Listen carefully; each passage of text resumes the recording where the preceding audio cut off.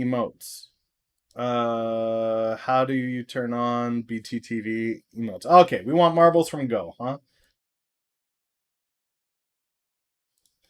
How am I going to do this here? Marbles on the stream. Steam is updating, ladies and gentlemen. Just a moment.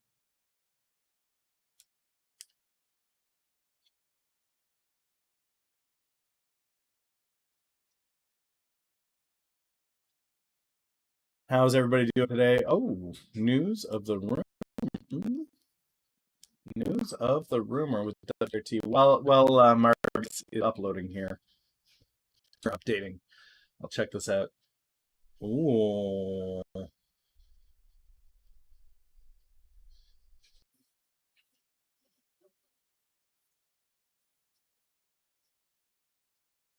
So there's no official press release from the company then on this. It's just a rumor in the mill that they've received their China notification.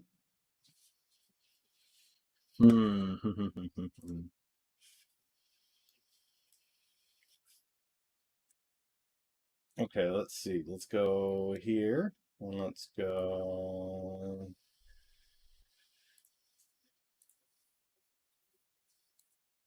If I do this, you guys can see the Marbies.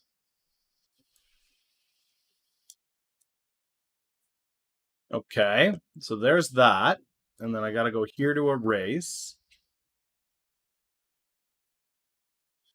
And I just pick any of these because it doesn't really matter.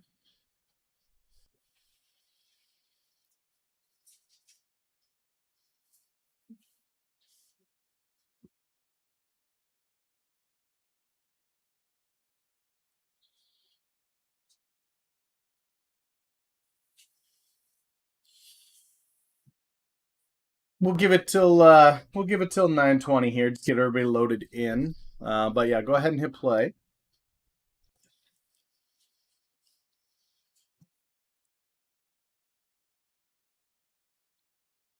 It's gonna be one of those quad witching days. You know what I mean?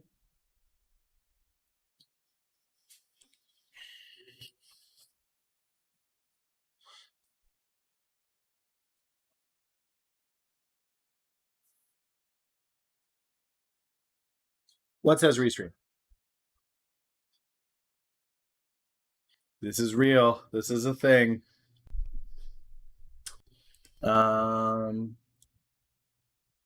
Wait, can you guys not join? Why is nobody in here?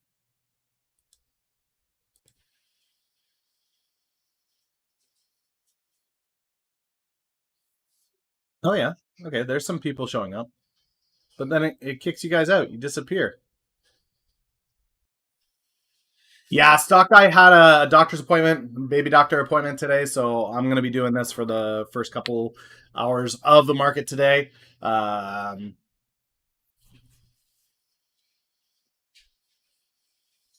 hope you guys are all still in here because I can't see, like, once you guys hit that, I don't see everybody that's in the race. Oh, there they are. Okay, player list is there. Okay. All right. Get in, get in, get in, get in, get in. The balls are tiny. Oh, is that what it is? Okay. All right. I guess we're gonna go. Yeah, let's go. So it is quad witching day, guys. We will require a sacrifice. So if you win, you get to pick anybody in chat that is not a mod, and you can give them the big ol' time out. We can make that sacrifice play. Okay. So without further ado, let's do it.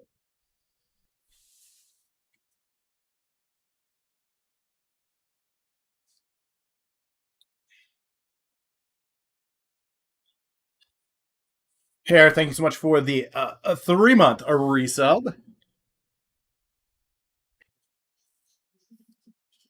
No, I restream to multiple platforms, so you won't get any DMCA music in my chat. Holy cow, this is a big thing. All right, so you guys are going to go down this hole here? Is that how that works? Anybody know what button I pushed to have the names pop up?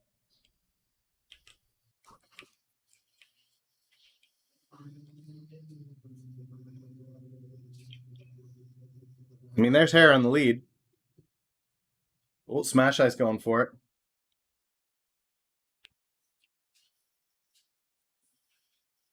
Alt F4. Yeah, no, that's not it. I tried that. Smash Ice has still got the lead here, though. This is a big bowl. Okay, you go down that hole there. And then you come out down here. Is that... Oh, you're way up here. Oh, and then there's this cannon thing. Okay. And you go into the storm, you go into the tornado, and hopefully you survive and come out. Is that how that works? Let's see who makes it. I don't think anybody's gonna... Oh, there is. We have a survivor that made it through the tornado here. These maps have gotten way more detailed since it started. This used to be like really crappy rinky-dink Hot Wheels stuff, and now look at it. Tornadoes and tubes and pipes and... Uh-oh. Here's where everybody catches up. Here's where everybody catches up. Smash Ice, though. This is totally going to come out rigged, right? Yeah. Yeah. Smash Ice! No, I can't play Timber. All right, Smash Ice. Who's getting the timeout?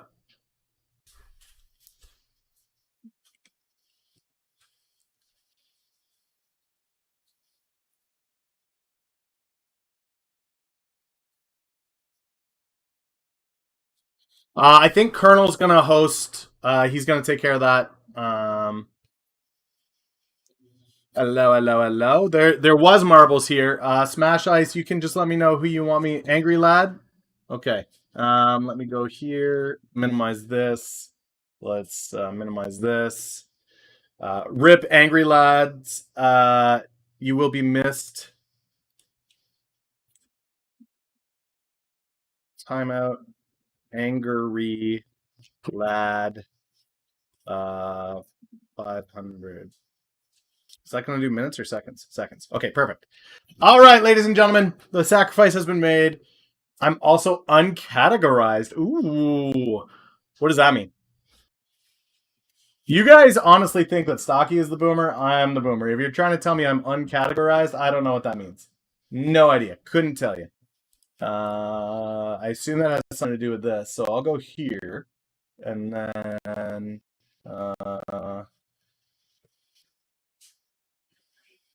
I'm not streaming in the stocks and bond category. Yeah, no, that's intentional. I don't want to be in the stocks and bond category. Yeah, I'm IRL. This is the real world. This is real life. I don't want to be in the stocks and bond. Yeah, no, I'm not interested. Stocks and bonds is one thing. I live in that degen trading system. What is the story with the Captain America collectibles behind me? I, at one point, ran a comic book reselling business. So, no, you guys can put on your own music. That's the best part. You guys can each pick whatever song you want to listen to on your own computers. I don't pick your music for you. You get to do that, but I do restream to multiple platforms, and if I want to have this content show up on those multiple platforms, I can't be playing DMCA music. So you guys get to pick it. It's on you, your choice, whatever you want. You can pick it and play it on your own computer. So enjoy that. Captain America stuff. I ran a comic book business doing online sales for comics. So all of this stuff is my own collection, my Captain America stuff. I'm a massive collector. So yeah. Where's TradingView with 2050? Yeah, I don't do TradingView. This is the TV trade dashboard. So this is what I run. I prefer it. I prefer the charts. You mid marbles Macho Grande, but we'll probably do some. I'll probably do marbles every hour. I'm only going to be on for 2.5 hours, so I'll do the restream ad every 45 minutes, and then when I come back from the ad, I'll do a marbles game. What do you watch after 2.5 hours? I don't know. We'll play it by ear. We'll see how long I stick around. But yeah, we'll play it by ear. So, the big ones I'm watching today, guys, are WPRT. It looks like rumor of them getting approved by China is there. I don't know about milkers. There may be milkers. Who knows? But I don't give out YOLOs. That's there for that. You guys can be aware of that. Anybody that knows me knows that YOLOs is not my play. Have to put the disclaimer in. Market is opening in 3 minutes to the bell. stuff I'm watching today, ACRX is continuing to move up. WPRT is continuing to move up. I have added some tickers here to the chart that you guys have been talking about. Apple, Tesla. We can take a look at Nikola falling if you guys want. I'm going to get rid of OCGN off this. Spies here, games here. I will go to the big chart, though, guys, once the market opens. So we'll take a look at SPY at the gate and go from there. Unity. Yeah, Unity's got the IPO today. So we will probably try to take a look at that. Do we have a ticker on Unity?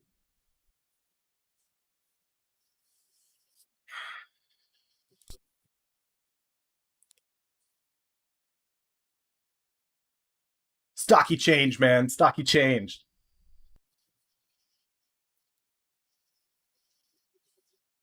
Good morning, Panta. Are you eating MRE? No, I don't play MRE. So one of the biggest differences, guys, between Stocky and I is Stocky plays a lot of the blue chip and tech stocks. I don't typically trade those. Where the furries at? I did. I did sell my GME. I made a tidy profit on it. Happy with it. WPRT is up 34%. I'm pretty happy with that. My in price on WPRT was $1.87. It's at $2.52 this morning. My price target on it is probably closer to the $8-9 range. So I'll wait for that. Once official confirmation comes in that they did get China approval, I'm sure it will make its move towards that. There is no YOLO for the day. Do your due diligence. Be responsible traders. That's all you're going to get from me. I know that's a little bit different for you as well, but there is no BTTV. I'm a boomer, guys. I don't know how to set that up. He plays blue chip since when? He plays the Fang. Fang is blue chip, isn't it? As far as options go, guys, I don't. I do have a very small options portfolio, but I typically trade long equity. So you're not going to see a ton of options out of me. Railum Christians are allowed to join. I am a Christian, so that will you'll be in good company. You'll be fine. I don't typically ask people what religion they follow to be a part of the chat, so you should be fine. Okay, Unity IO ticker is U. Do you follow psychedelics? I use psychedelics. I don't know about follow them. Why isn't your name Boomer Motivator? Technically, I'm a millennial. I'm a cusper. I just made the millennial cut. 1980.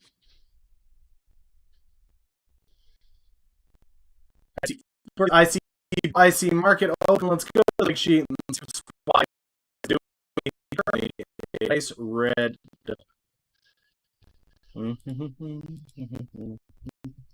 This red dong here. That's what we're looking at. At the gate. Not looking to see.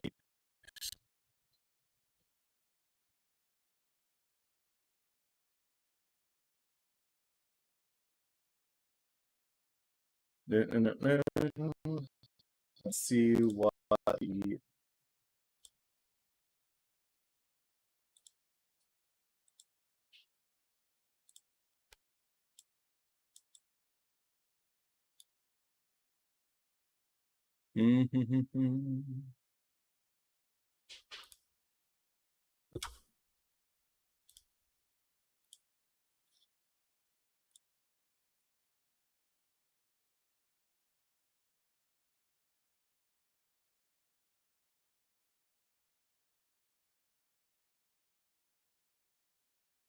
I'm not showing any drop frames. So I'm not sure what you guys are seeing as far as tearing goes. All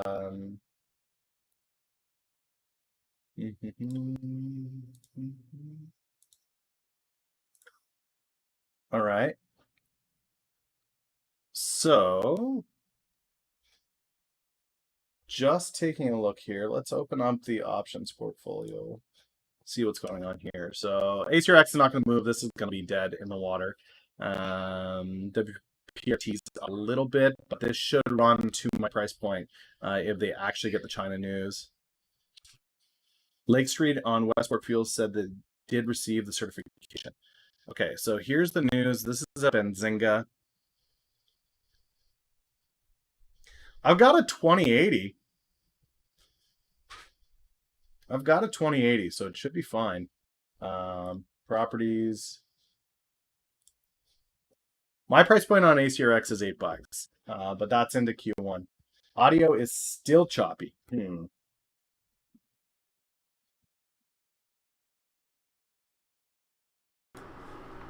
now? Is it still choppy?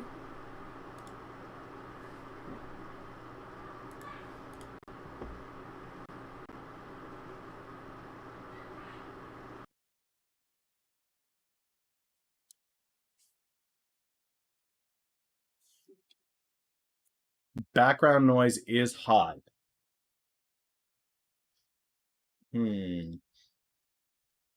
Interesting. Sounds good now. Okay, perfect. I'm glad I did nothing and the problem solved itself. I love it when that happens. So WPRT is up a little bit, but with these October calls for $4, I'm pretty happy with that. This 250 ACRX is just going. I got these for $11. They're way over that now. So this should be a nice turnaround for me. And then Astrazeneca is up. I expected this to be up today. So that's continuing to look good. News confirmation does look like it's coming in on WPRT, so that's fantastic. That play has played out, and now we just get to watch that through the rest of the day. Spy looks like it's showing a little bit more strength here, guys, so that's not bad. I'm pretty sure I had a Captain America shield before Stocky. I got a ton of great Captain America stuff. There's the first Captain America comic is back there. The first Death of Captain America. There's all kinds of great stuff back there, guys. Millennial is a Canadian. That is true. That's a thing.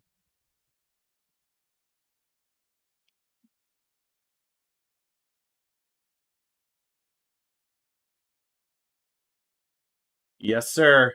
Canadian, but I trade the American markets. What are some of my trading rules? I don't enter a position in the first 15 minutes of the day. I play long equity. I don't play day trades. My trading is FA based, not TA based. I don't care what this chart looks like. I want to know what the news is that's driving it. I trade mostly market psychology. But yeah, WPRT up $700 today.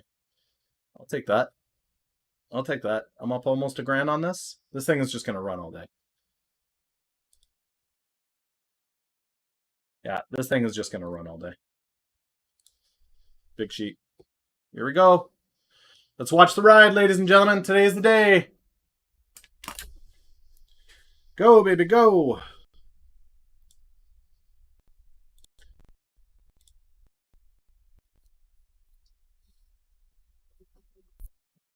So these are October 16th $4 calls that I have on this. So I will be watching for that as well. AMWL. Google backed telemedicine service. Telemedicine is going to be a big thing. To what price do I want to see WPRT run? I was hoping $8 on that news. They have access to the Chinese market.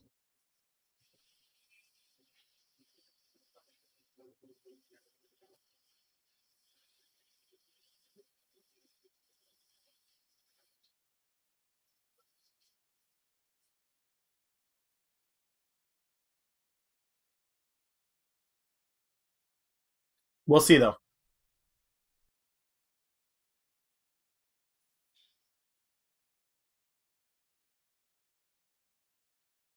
WPRT is running because the long-awaited news for their approval to work with Weihai in China. So WPRT, guys, for those of you that don't know, is similar to a Nikola, a Shell, a Tesla play.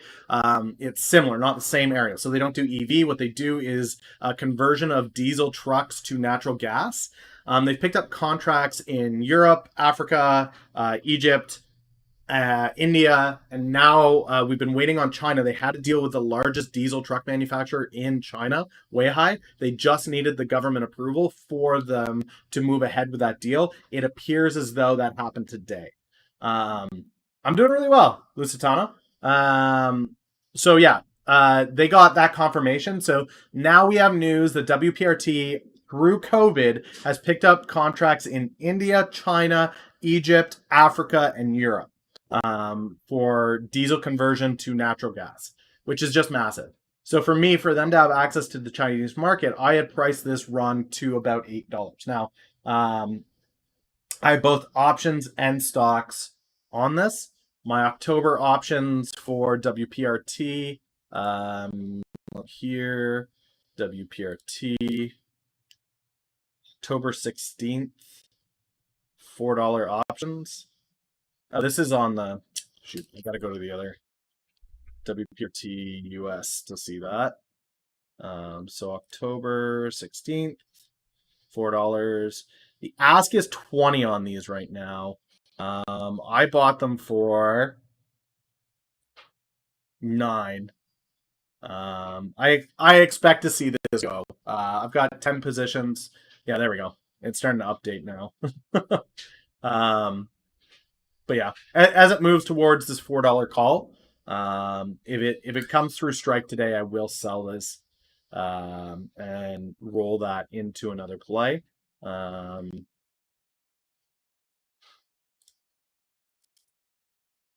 SPY is going green.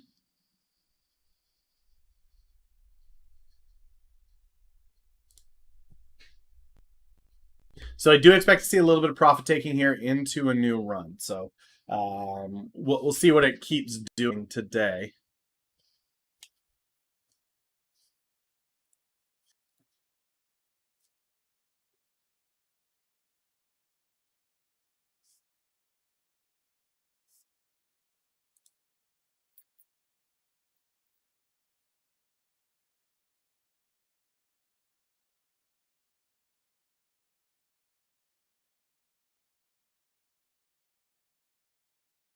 Yeah, I'm okay with this. Like this is just the expected profit take where people had this and thought it will never run to here.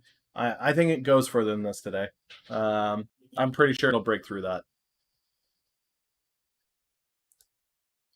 All right, let's see what else is going on here.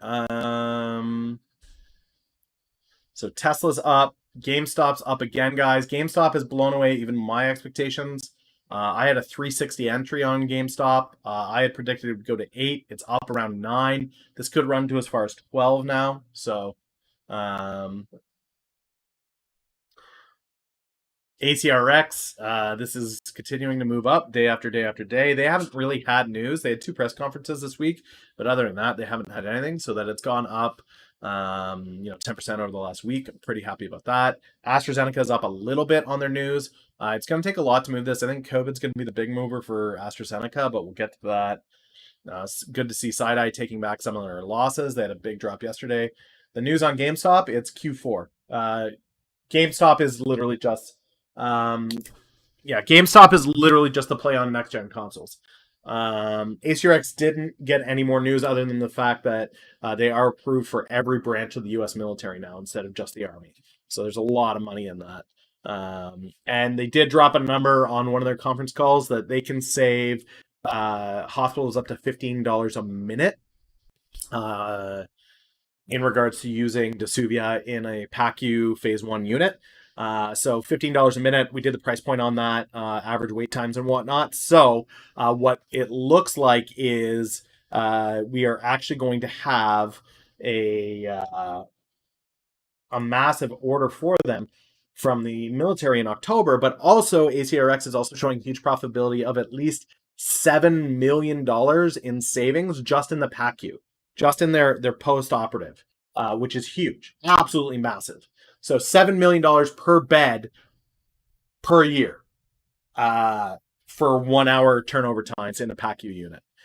Which is pretty crazy. And that adds up really quickly for some of the bigger hospitals. So that's really good news for them. I think they're going to do really well. DGLY is continuing to slowly move up. I think that this continues to move up as we get more legislation on you being required to have body cams and whatnot. So can I give you a short-term option play? Nope, I can't. I honestly, I play long equity bio, guys. I play 6 to 18 months out. All of these plays that I have, as far as WPRT, I've been holding that for 2 to 3 months.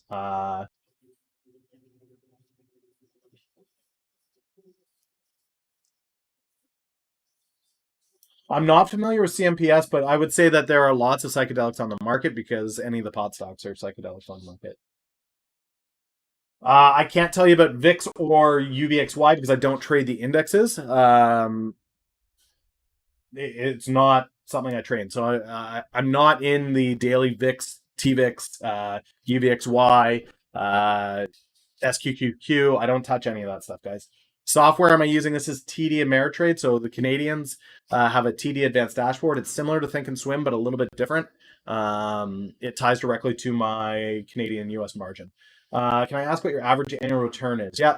So this is my first year actively trading the market. I started this portfolio with $3,000 Canadian in January. Currently there is about $1,000 in there, about 4,700 in there, and about 19,000 US was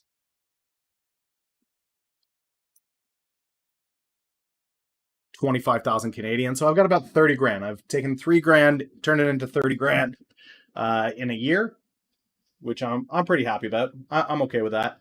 Um, People keep telling me I am not in a category, so let's do that.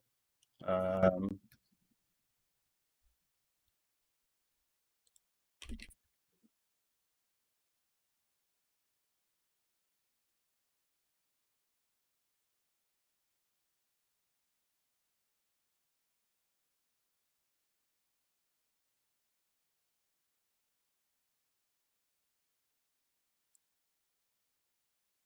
okay, hopefully that's better for you guys. Yeah, I'm pretty happy with it for the first year. But again, guys, that was done not on quick flips. It wasn't done on quick returns. It wasn't done on any of that. It was done on um, long-term plays. So I'm okay with this, guys. I expected it to consolidate a little bit. I do think that this is going to continue to run this WPRT today. So I'll just keep an eye on it throughout the day. It's great that it's up 40%, but it's not at my price target. So we'll wait and see what I do with that. I think it's just profit taking before the next leg up. I really do. Access to the Chinese market is huge. Yeah, and there were a lot of people. So there's been a lot of plays that I've played, guys, that people thought I was nuts on. Waiter was one of those. GameStop was one of those. But in order to build a growth portfolio, sometimes you have to look at things that look insane and take a play in them because you see the value that other people don't see. So GameStop for me, guys, I won 3 times on their last earnings, not the one that just happened, but the one before it. I had call options and put options. I won on both of those, and I also won on my equity. So for me, I was really happy with GameStop. Is this a margin count? I have 2 margin counts, a Canadian margin, US margin, and then I have an registered disability savings account, which is like a TFSA. So for those of you that are American, TFSA is a tax-free savings account. But for me, I like to take plays, guys, that look like they are low runners, but in reality, they have a huge potential for gain and growth. So yeah, WPRT is profitable here. I may set a price target to sell the options at the very least. So let's go. What are we looking at here? I want the Octobers, $4. I'm gonna set a. I'll set a 30. I'll set a 30 on this. Um,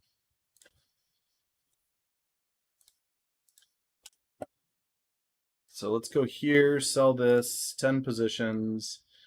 My options portfolio is in IB, guys. It is not in TD Ameritrade. So sell 10, 30 days, submit.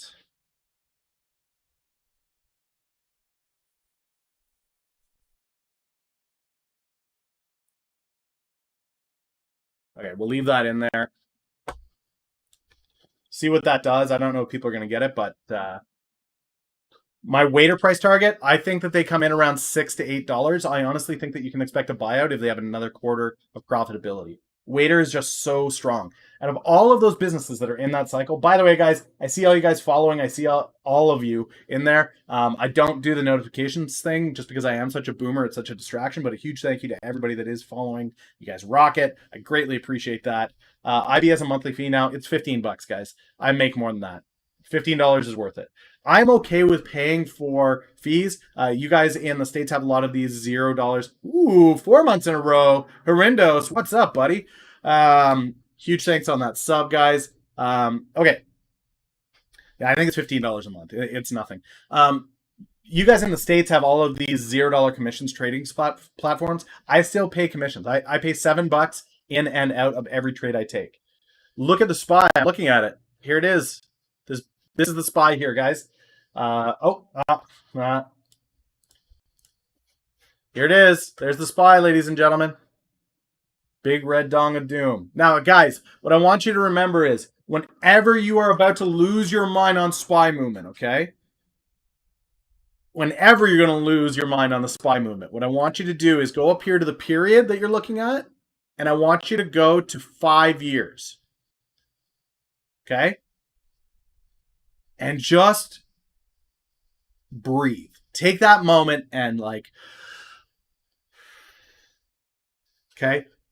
This is where we were 5 years ago. SPY 186. SPY is at 333. We're okay. Just relax. Just breathe. All is well. We're okay. Do I think ACRX still has growth potential? I think ACRX has not even started. ACRX has not even started. They have the market cornered. They have the exclusive rights to the Department of Defense for opioids. That's huge. Absolutely huge.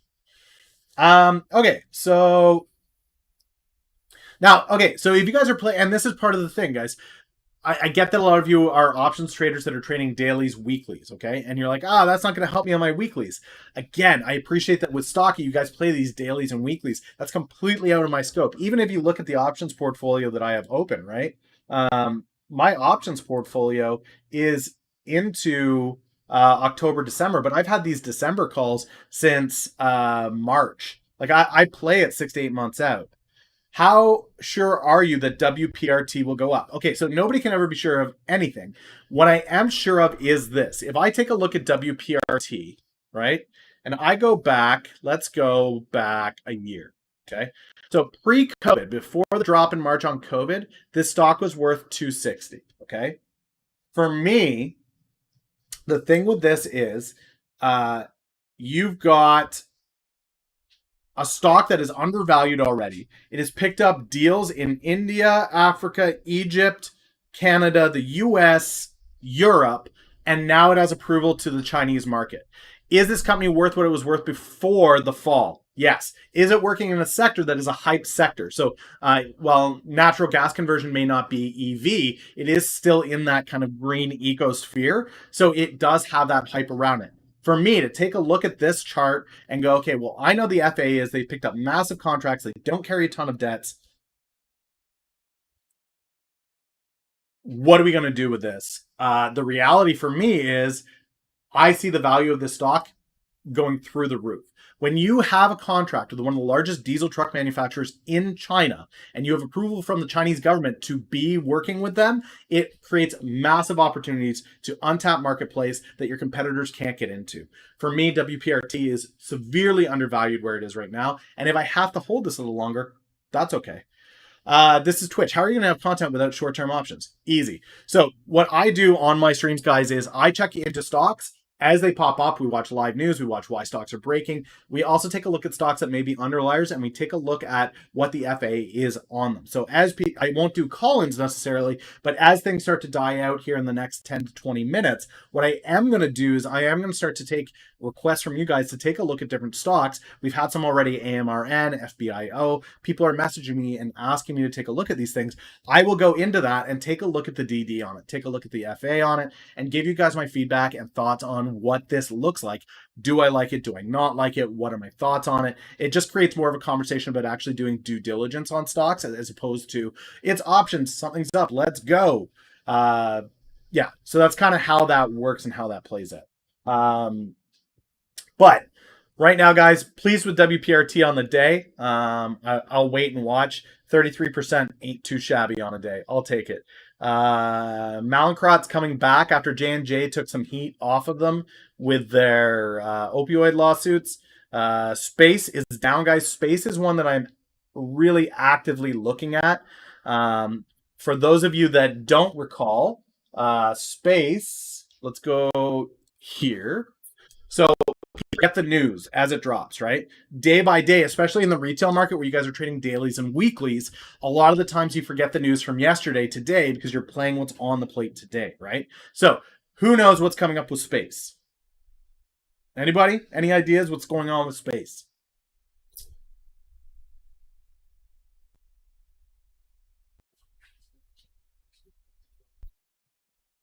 The launch, right. WGD got it.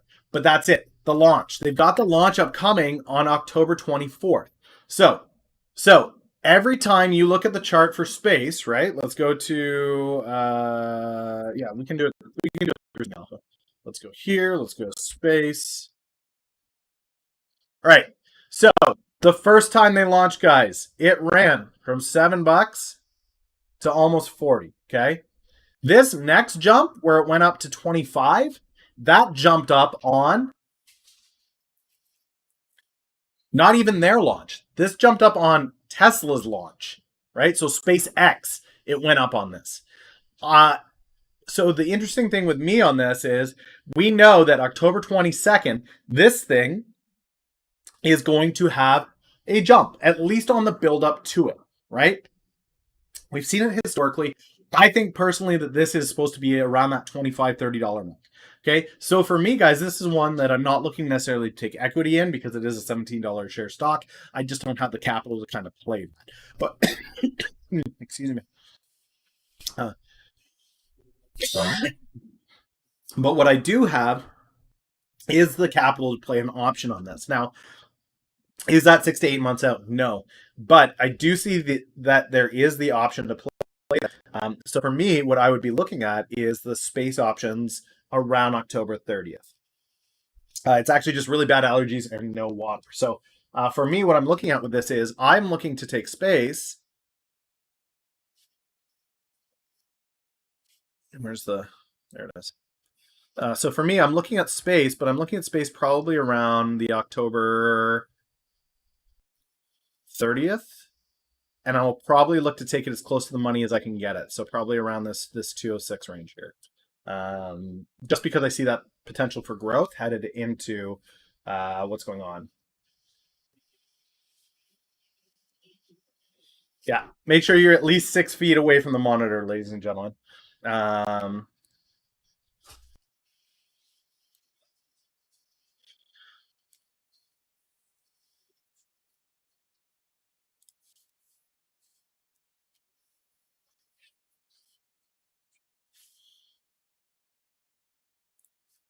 Okay, so hopefully, yeah, Unity is something that we're going to be watching for. I don't think that they've gone live yet. If I type in Unity, what am I going to get? Unity software. It is not actively being traded yet, so we will keep an eye on that today for where to drop. What's the theta on that option? Let me go back to it.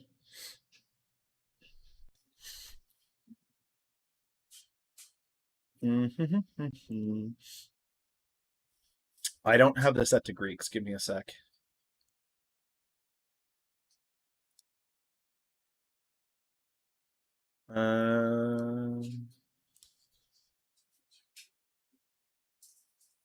Theta's 2. Stocky does not hate the Canadians. What's up, Godfather? She is my queen. That's correct, sir. That is correct. I can actually say that because we're still part of the Commonwealth. Can I explain what theta is in option? It is the daily decay on your position. So I can expect to see a $2 decay on that option position daily, so long as there's no upward price movement. Again, guys, the Greeks are theoretical. They're not set in stone. Greeks have a variation depending on the day and what moves.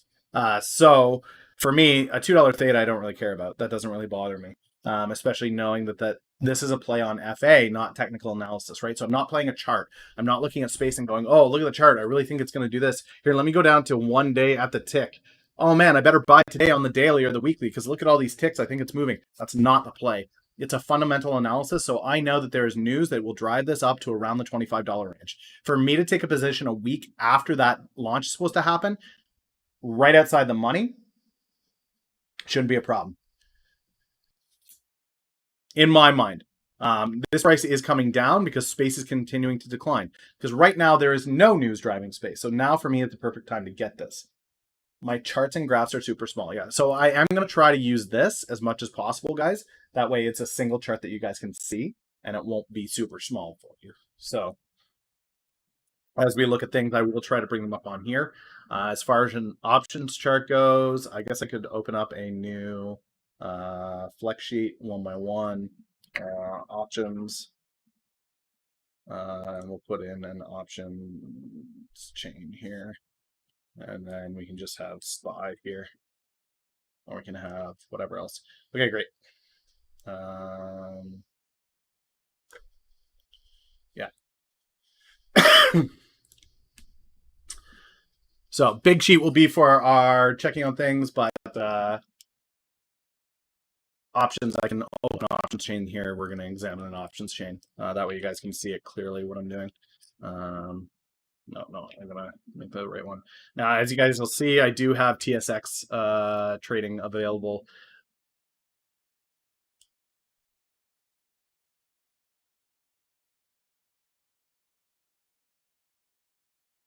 I'm tempted to just take the...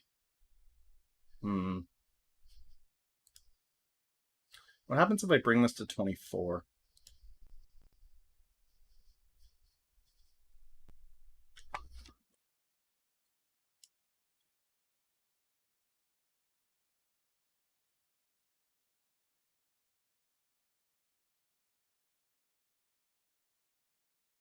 I'm going to shift this to 24 and just look to exit the options on it. It's up pretty significantly. I'm okay with making $200 on a $100 play, or $130 on a $100 play. I'm okay with doubling up.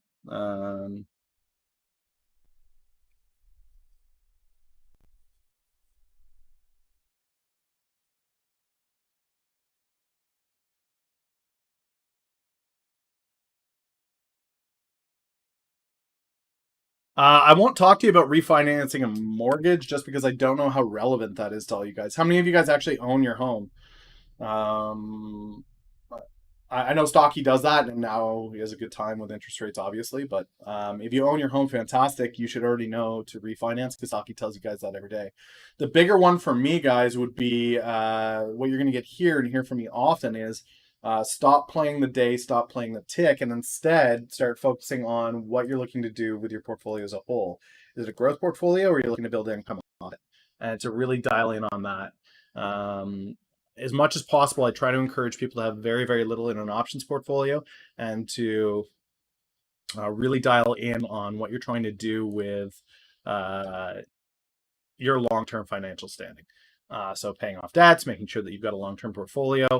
For me, this year was build out a growth portfolio that down the road can now be used to build an income portfolio. We've been live here for about 45 minutes. I am going to lose my voice if I don't get water, so I'm going to do that. But what we'll do here, guys, is I will... Let's go in here. As you guys can see, I am powered by Restream. They are also sponsors of the stream. So unlike Stocky, I have no qualms, ifs, ands, or buts about using tools and promoting them. So what I'm going to do, guys, is I'm going to run and grab some water here. You guys are going to catch this sweet ad from Restream, and I will be right back. So without further ado,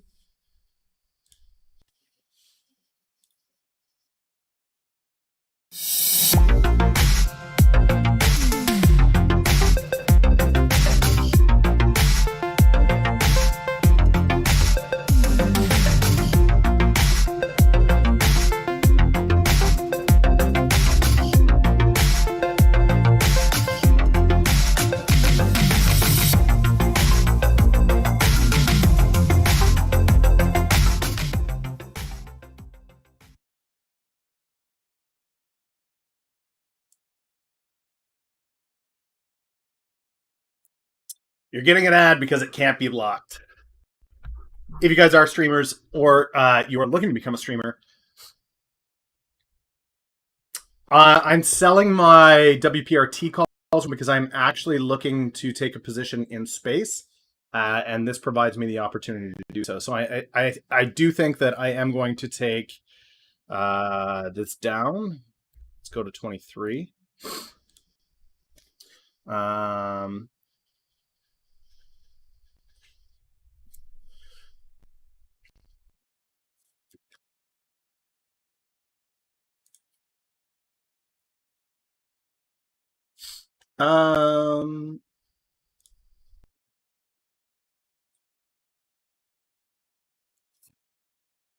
so we're here in Tesla. Tesla's doing things and stuff. Let's take a look. Let's go back to the day instead of the year. We'll look at the minute. I'm not seeing a massive volume increase on this. Are you talking options? I don't play music in the background because I don't just stream on Twitch, guys. I stream on Twitch, LinkedIn, Facebook, Twitter, YouTube. So all of those I'm streaming to at the same time. And for me to be able to monetize on other platforms, I cannot have DMCA'd music. So I allow you guys to pick whatever music you want. So I was actually made a partner before there was an exclusivity in the contract, so I don't have that exclusivity clause in my contract. LinkedIn does have streaming, but it is only in beta, so I am a beta approved streamer on LinkedIn.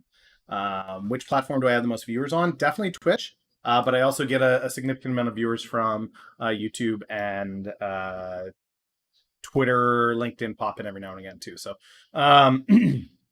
for something business oriented like this, it's kind of nice that I can do it on all those platforms where you can play video games on LinkedIn. You could, but I don't think that it would work, that there wouldn't be any interest in that. So for me, in space, no one can hear you. Reserve your Nicola Badger. Yeah, how is our buddy Nicola doing? How's Trevor doing over here? Oh, look at that, he's back up.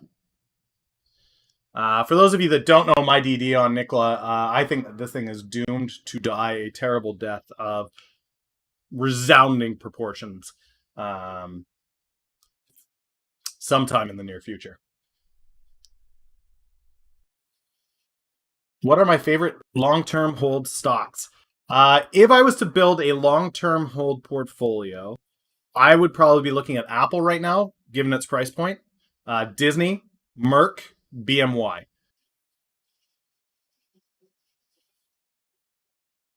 Those would probably be my long-term holds. IBM as well.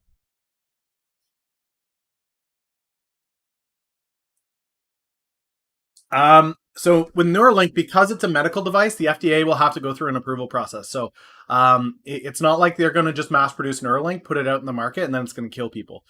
They will be required to do a phase 1, 2, and 3 analysis. Oh, BlackBerry as well. Horendos is right. BlackBerry as well. For me, Apple. People say Apple's overpriced. Again, guys, you need to look past where we are today. Okay, so don't just look at the daily. Don't just look at the weekly. What you want to be doing is thinking bigger, right? So if we look at this on the 10 days, people go, oh, I kind of think it's overpriced. All right, well, I mean, fine. It's kind of just sideways over that time. We go to 6 months, it's like, well, it is pretty high up there. But if I go back further, and I do like to use the 5-year model to understand where this came from, this is just stable growth over time. Now, is this a huge escalation? Absolutely. But do I think that if I look back 5 years from now, this is not going to be, down here? I absolutely think that this is just going to continue this trend. Apple's a company that continues to be profitable. They build a community. Their business is solid. And I think that's a lot of the time what retail traders are missing is that it's not about the daily movement in the charts. It's not about the market and who's buying what. That's not how a lot of these bigger companies build and grow and last. So the reality is Apple is a solid company, solid financials, solid product, and they're going to be around for 10, 15 years. So for me, that's something I want in a long-term hold. Why BlackBerry?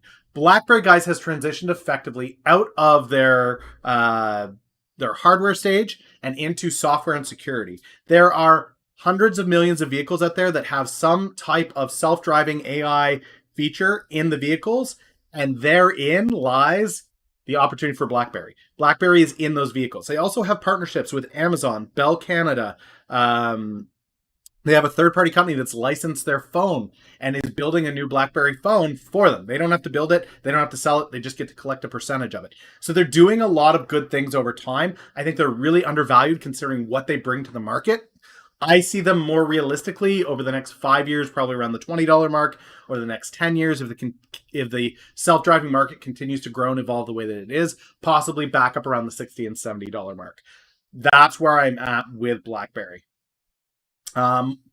Explain BMY and why you like it so much. Also, PEP and WMT. Okay, so BMY for me, Bristol Myers, guys, is a company that has a diverse pipeline. They're very stable in their growth. If we look at BMY here, so it for me has just been this really stable company where it has a line that it likes. You're not going to lose a ton of money on it. And as they get more and more approvals, and what they've started to do is buy other people's pipelines, I see the potential for growth in this. So for me, I like it at 60 because I think it's going to go to 80.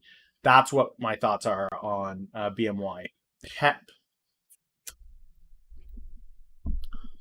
PepsiCo. So for me, PepsiCo needs to reinvent itself. I think that this is overvalued. I think the soda market is going to continue to decline. I don't think hemp drinks is going to be such a big deal, and they're trying to make it into a big deal. I don't know that unless cannabis drinks come through, you're not going to see PepsiCo really take off. So for me, I see this declining over time, not growing over time. I'm not huge on Pepsi. WMT. Walmart's just going to continue to look to grow and build market share with the online grocery space. They're looking to go against Amazon in a big way. Most people are Walmart shoppers out there. They've got a solid business plan. I don't see exponential growth on this, but I do see it growing consistently like Apple did. People can hold Pepsi for divvies, but to be honest, guys, if I'm looking at divvies, let me go here. Where is that? I want this one. Okay. Actually, I want to show you guys how do I do that. I do that by I want to do this. I want to capture a window. I want the window capture to be this, and I want it to be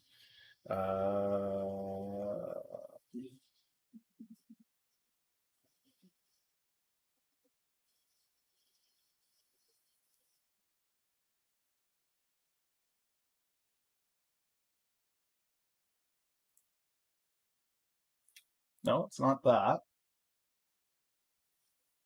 Okay, so maybe it's not window capture that I want. I want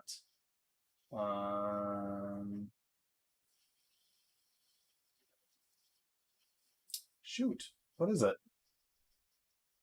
Don't really want a display capture. How do you show how do I show this? Let me just do this and we'll do a display capture. Okay. Okay, we'll just do it this way for now. What I have here, guys, is a chart that breaks down dividend stocks by champions, contenders, and challengers, okay? All of these stocks in this chart are, if you are a champion, they have increased their dividends for 25 years straight, okay? Lots to choose from in here. Contenders, 10 years straight, they've increased their dividends, okay? Challengers, the last 5 years, they've increased their dividends. So there's lots of options here. I don't need to be locked into a specific company. I don't have to go, well, PepsiCo's got great dividends, so I should buy it. For me, guys, what I'm looking at instead is, okay, if I want a dividend stock that I can trust, okay, well, let's take a look at this. Are there any low-cost stocks that are cheaper than PepsiCo that have increased their dividend for 25 years straight? Yeah, here's one. BEN, six number of years, 40 years straight, they've increased their dividend year over year. How do you get this spreadsheet? I will put this into resources. Oh, hold on.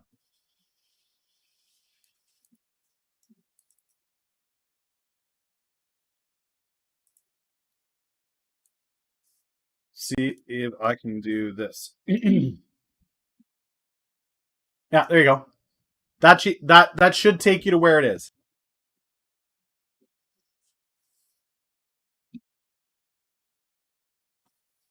Lots and lots of stuff there for you guys.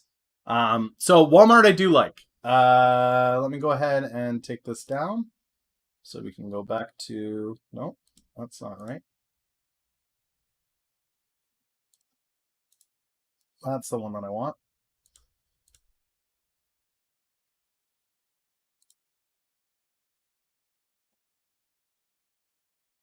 You are most welcome. So I'm never locked into a position, right? So yes, there are companies here that I like. There's companies here that I don't necessarily like. But when I'm looking at the price point, because this is when you move into dividends, now what you're talking about is an income portfolio as opposed to a growth portfolio, right?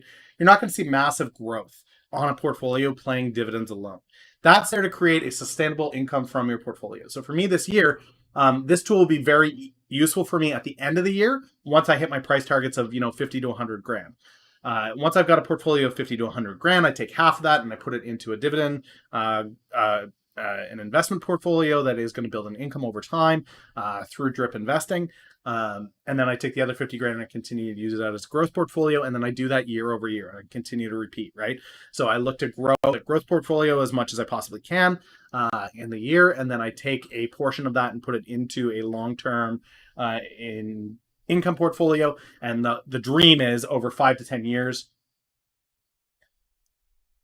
How many? Wouldn't you just want to grow more instead? No. For me, I would rather have the balance of the two. I would rather. I've had great success with growth portfolio. I understand how to do that, so for me, that's not a big deal. The big thing for me is to build that growth for the purpose of an income portfolio. So it supplements. And I know people are saying, well, why don't you just keep it all in the growth portfolio, continue to grow the growth portfolio?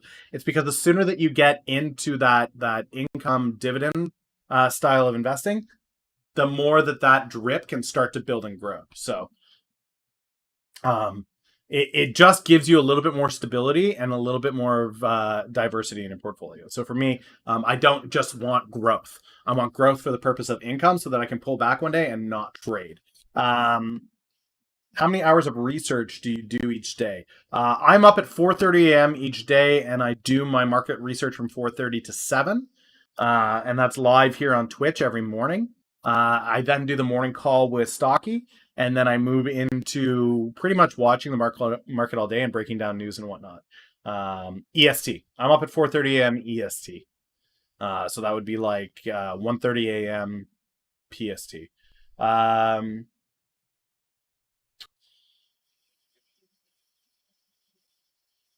Over the weekend, I have no idea. So again, guys, I just want to revisit that. As far as weekly plays, don't know. If you're asking me about Facebook 6 to 8 months out, I think it looks really good for 6 months out on the basis of you've got this really amazing um, opportunity with the elections coming up, and that's just good money. Um, Hook you. Yeah, it's not for everybody, but it is for me. I would be up at 4:30 anyway doing my own stuff, so I'm up on Twitch. I just put it up live on Twitch so people can see, what that process looks like of being an FA trader as opposed to a TA trader, where I'm not examining charts all day like you guys, like a lot of retail traders are. I am in there breaking down news and using tools to do that. So I want people to know what that looks like as far as an FA 6 to 18 month trader. There's a lot of people out there that can teach you how to be a great retail trader. There's not as many out there that are willing to teach you and show you how to do long term holds. Um, do I choose to reinvest dividends back into the stock every time? I will. Right now, I am purely in the growth stage. I'm looking to take 3 grand and make it into as much as I possibly can in 1 year, and then I'll make my split off after that. Um,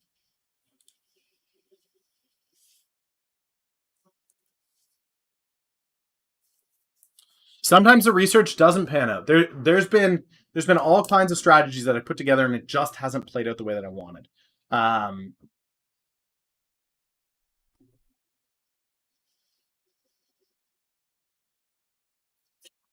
I'm not saying that you should do anything. What I'm saying is you should look into BlackBerry and read the news and make a play on your own with it. Make your own decision. That's what I'm big on, guys. I'm big on teaching you how to fish.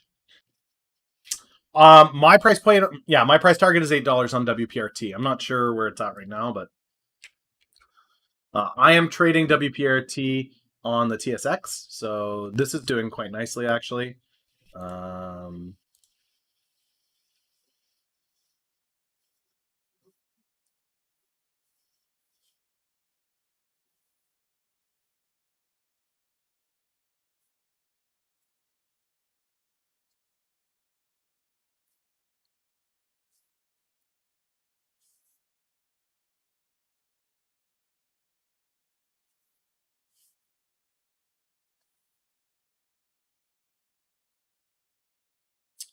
Why biopharma focused? Do you have a previous connection to that industry? I do not. I work in marketing and sales professionally. I've been a digital marketing consultant for nearly a decade, but in that, guys, I've also been a business analyst, so I understand what a good business looks like. For me, I also understand that there is when you increase your level of risk, you also increase the potential for growth. So with biopharma, there's a massive opportunity for growth and loss. But if you learn that industry and how to read medical reports, how to understand the FDA process, you can actually cash in pretty quickly on some massive gains. So, if you're look for me, there's a lot of opportunity in biopharma to see 8x or 10x growth over the year. Which even if you took one play a year and you saw that 10x growth, you would beat the SPY, right? So,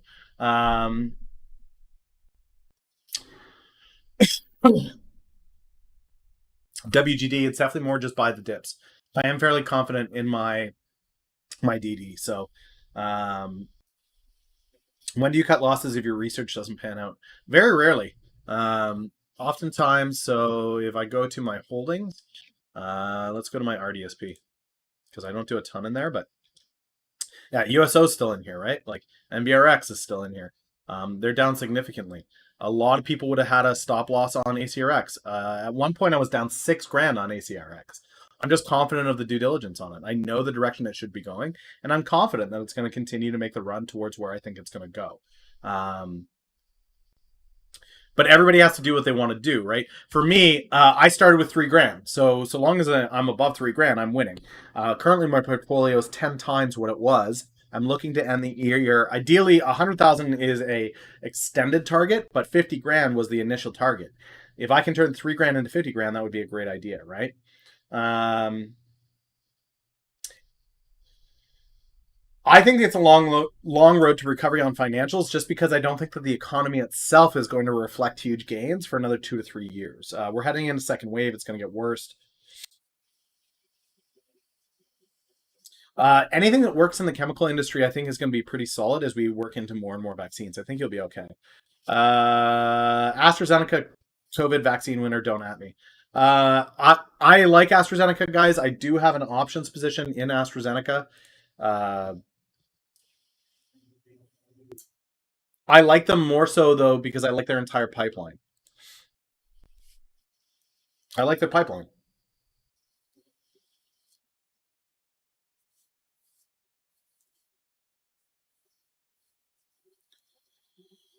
Do you hold any VU for long term? I do not. No, I'm not a huge fan of trading ETFs, guys. I never have been.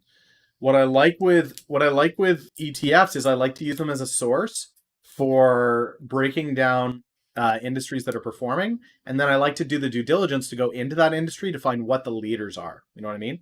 Um, they yeah. So with COVID, AstraZeneca is selling to everybody, but outside of COVID, they also have a really solid pipeline in ovarian cancer, lung cancer, NASH. They've got all kinds of great pipeline outside of COVID, which is why I really like AstraZeneca over something like Pfizer or Moderna that are more exclusively focused on um,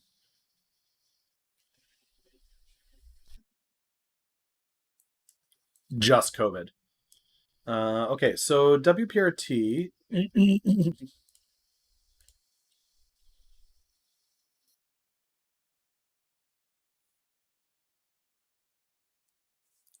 All right. So these guys are trying to play the game. So I'm going to play the game and take this back up to 25 and tell them they can eat a giant sweaty pair of balls. Um, do I think it's a good idea to invest in Logitech $80 calls that expire in March? For me, guys, I don't trade the tech sector. The ones that I would trade in the tech sector are probably not hardware items. I'm looking at companies more that develop software, to be honest. That would be of greater interest to me is software over hardware.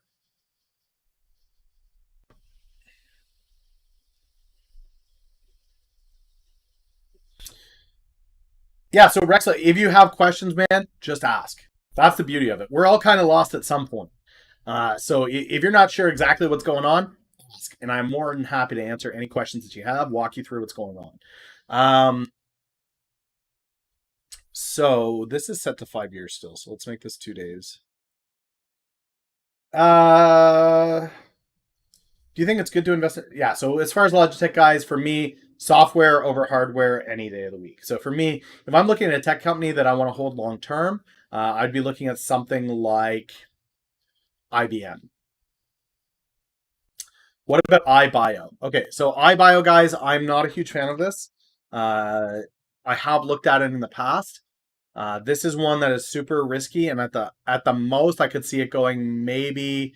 You see, I've got it up here at 540. I think that's probably the highest I would give it. Now, I like ACRX better, which is why I'm in it. Do you leverage? No, I don't leverage. No.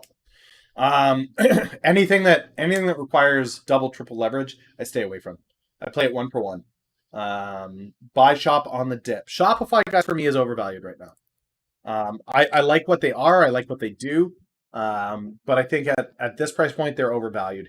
If they came back down to around the 850 mark for me, then I would be okay with it. But this is overvalued in my opinion. They should not be up where they are.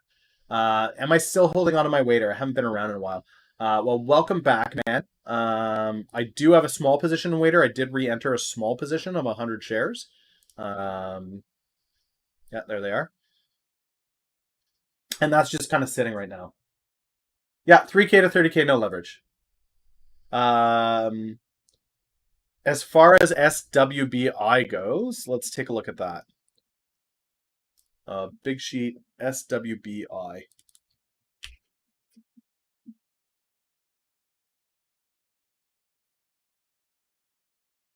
Okay, so there's the chart. Let's find out what this is. We'll take this down. Take this down.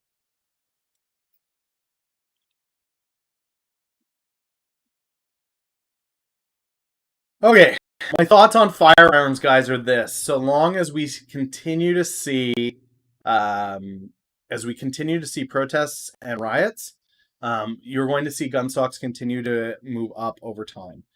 So this is the 1 year. This is the 5 year.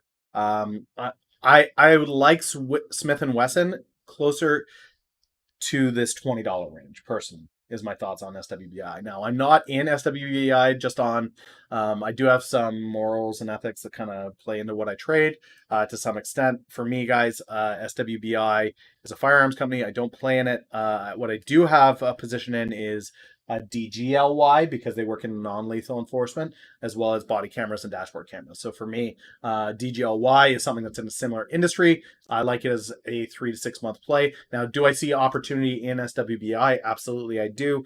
We do see gun sales go up through the election and into the election. I do think that we are going to see gun stocks continue to have a slow rise. Huge shout out to GXO for the subscription, man. I greatly appreciate that. Thank you so much. You don't need to do that, but you did, and that is huge. I was away for a minute, so sorry if you answered this. Is your dividend drip portfolio Roth IRA? I'm in Canada, so I wouldn't have a Roth IRA, but I will put my drip portfolio into my RDSP, which is my registered disability savings plan.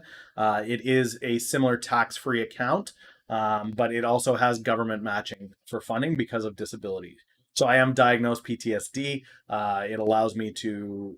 One of the things the Canadian government has is they do have a savings account that is specifically for people with disabilities. I qualify for that. That's where I would put that portfolio long term. Um, because of how elections are going to be in limbo for a week or two, you're almost 100% to see some protests. There will be protests. There will be protests now, into the election, post election. It's going to be a shit show. If Biden gets elected, don't you think SWB will go down? I don't think that Biden's going to get elected. Um, do I plan to stream during the first few opening hours in the future and not just DD? Typically, I will only hop on in the event that Martini or Stock Guy are not streaming as far as in market. Typically, I don't like to be streaming while the market is open because I like Stock Guy to do his thing and do what he's up to. You know what I mean? So my due diligence I always put up. I put it into Stock Guy's chat. I pin it, and the replay is always available on YouTube for you guys if it's something that you're looking for throughout the day. Also, you guys have me in the morning call with Stock Guys. So if you want to send me messages of things that you would like to see me evaluate throughout the day when I'm on stream, I'm more than happy to do that. Okay. So I focus on ESG stocks. I focus on Um, I can't say I really focus on much these days. My full portfolio, guys, if you want to see, I do make it publicly available for you guys. It's there. So you can click on that, open it up. My whole portfolio I make public so people know what I'm trading and why I'm trading it.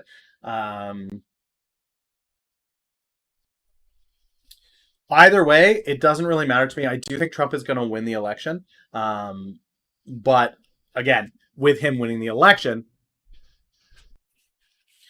yeah, we're talking about SWVI as far as gun stocks headed into the election and post election.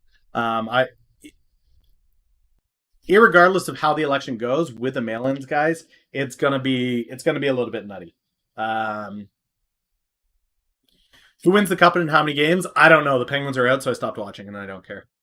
I had GameStop priced at $8 at the high, so it's past my high right now. I've already exited my GameStop position at a tidy profit. I would not go further. I'm not opposed to Dallas doing well, but am I still in iPix, and where do I see them long term? I am still in iPix. iPix has a 95 to 97% viral load decrease on coronavirus, and I think that can't be ignored. So Q4 is when they look to start their testing or to provide data on their testing. That will be big for me. That'll be big for me. But I'm still bullish on iPix in a big way.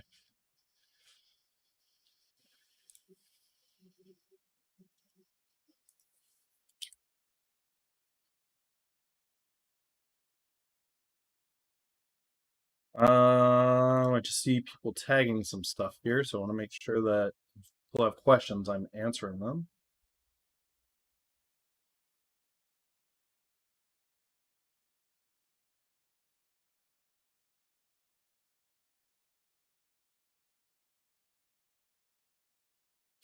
Okay, let's pop back in and see if Unity is up for trade yet.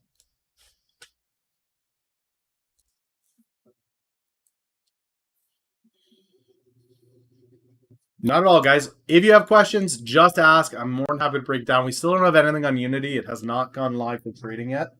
Um, so more to follow as we get there. Seabay.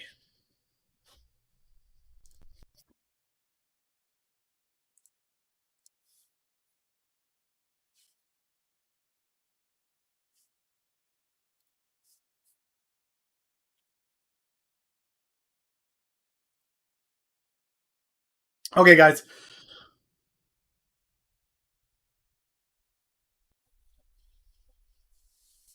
That portfolio I link, guys, is the tip ranks tool. So when you what you're going to see is something very interesting. Okay, so when I go to my portfolio, you're going to see this massive decline and be like, "What? What are you talking about? You said you had this, but now you have this. Are you sure that this is right?" Okay, so here's how this tool works. When I started using tip ranks, I didn't realize that you had to enter a certain price point for entry and exit. So you'll see that I didn't use the tool for the first portion of the year, like from September 19 to April. There's nothing there. This red bar is me. In May is when I started to use the tool, but unfortunately, I showed all of the past trades I had done from January on the same day. So I was like, "Oh yeah, I bought this and then I sold it, and I bought it and I sold it," which is why you see this massive loss here to start my tracking, because I didn't know how to use the tool properly. So unfortunately, it doesn't show where I currently am as far as my value goes. And it shows that there's this 12-month return of -5% or whatever. And it shows my success rate significantly lower as a result as well. So the reality is, I started the year with $3,000. I'm up around 30,000 right now, and growing depending on how it goes. You can see my performance, with the exception of this first month where I was entering that data. I didn't take a loss here. I beat the SPY. I beat everybody. So these four bars here that you're seeing, guys, are the best performing tip ranks portfolios, the average tip rank portfolio, and the S&P is the last one. Okay, so you'll see this month that I crushed the S&P. The next month the S&P took me, but I didn't lose money. I still gained money. Again, this month you see that the S&P is down and I have gained. So for me, consistently month after month, I am either not losing money or beating the SPY. So for me, I like to keep going. Um, Royal Legend, thanks for that, man. I appreciate it. With CBay, guys. So CBay, I'm going to show, yeah, let's do two things.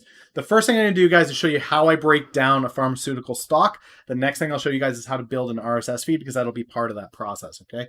So, CBay, we want to take a look at this. We want to know what it is and what it's going to do. So, let's take a look at this right away and see what the hype is. Bile duct disorder, FDA lifts all clinical holds on Simon-based Seladelpar, so this is good. They've got FDA approval. The drug looks like it's opening up. They had a bit of a run on that. The reality is the earnings call is the next thing I'll probably take a look at here just to see what they're talking about.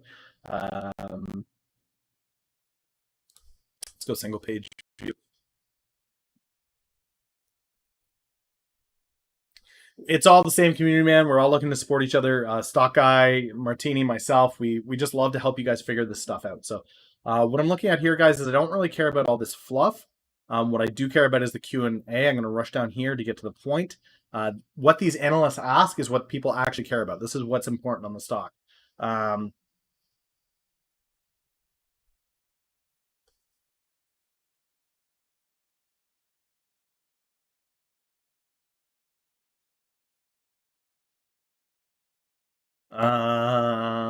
So they're looking at phase 3 studies. Okay, so this stock doesn't currently have something on the market. It's looking at phase 3. So what I want to do is type CBay in here. I want to go over to their website. So Sima Bay. I want to head into their pipeline. Every single biostock worth anything, guys, will have a pipeline.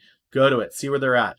So this at one point did have an FDA hold on it. It no longer does. They're at phase 2, moving into phase 3. You have MBX 2982 and CB001. These are CB001 is preclinical. This is phase 1. For each of these phases, guys, give it 6 to 8 months. So this is at least a year away from finishing phase 3, if not 2 years away from phase 3. This will have its phase 3 within 6 to 8 months. If it goes well, this stock has the opportunity to increase in value. I would say probably somewhere in the benchmark of, if it gets approval, I would say somewhere in the $10 to $12 range. How do you decide what a stock should be worth? That's just from experience. When you look at enough of these stocks, so I'm looking at these stocks all day, I typically see a biostock drop news. Okay, we got the approval on this, and I see how far it should run based off of that. So as an FA trader, you're thinking, okay, well, what is the news that I'm expecting to fall on this? Oh, here's the piece of news. Well, if that's the piece of news I'm expecting to see, then it should translate into a growth of about this. So with this is not a COVID play. This is not anything of that nature. This has to do with a gut disorder. It's not huge money. It's not massive gain. So for me, for it to go $10, $12 would be sizable enough. It would take it to there. Now, where would it fall to if it doesn't get the phase 3 approval? It would fall back down sub $2. So for me, that risk reward just isn't there. There's too much to fall and not enough to gain. So for me, I'm not a huge fan of what I'm seeing here with CBay. That they already were halted by the FDA once on their study isn't reassuring to me. The other thing that I will show you guys after this is how to create this. So up here, I've got a tool. It's called Feeder. Now I've got to change this window a little bit because you guys won't be able to see the extension. So let's go this here. No, that's not what I want. Come on. I want the browser. Okay. Oh, the browser's locked. That's why. Okay.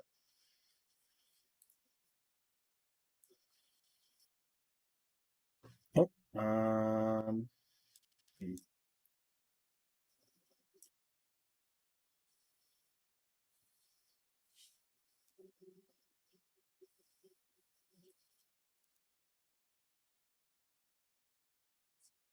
Okay, and I want this, and then I want this, and I want to show you guys that.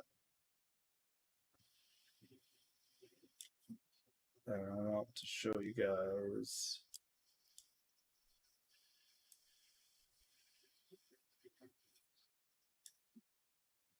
I want you to see the extensions here. Okay, so up here, guys, you'll see that the extension here, this thing with the 999. This is called Feeder. Feeder.co is the website.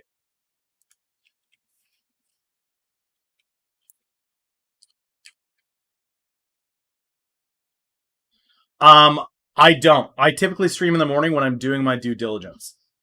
So this is called feeder.co, guys. This allows you to create custom RSS feeds, okay? And for a lot of people that go, well, that's not a huge deal. I can't really use that for my trading. Maybe, maybe not. But for me, the way that I use this, guys, is if I want to know about a stock. So let's say, hypothetically, I want to know about, let's see what I have in here right now. You guys can't see the drop-down menu, but when you click this, there is a drop-down menu here.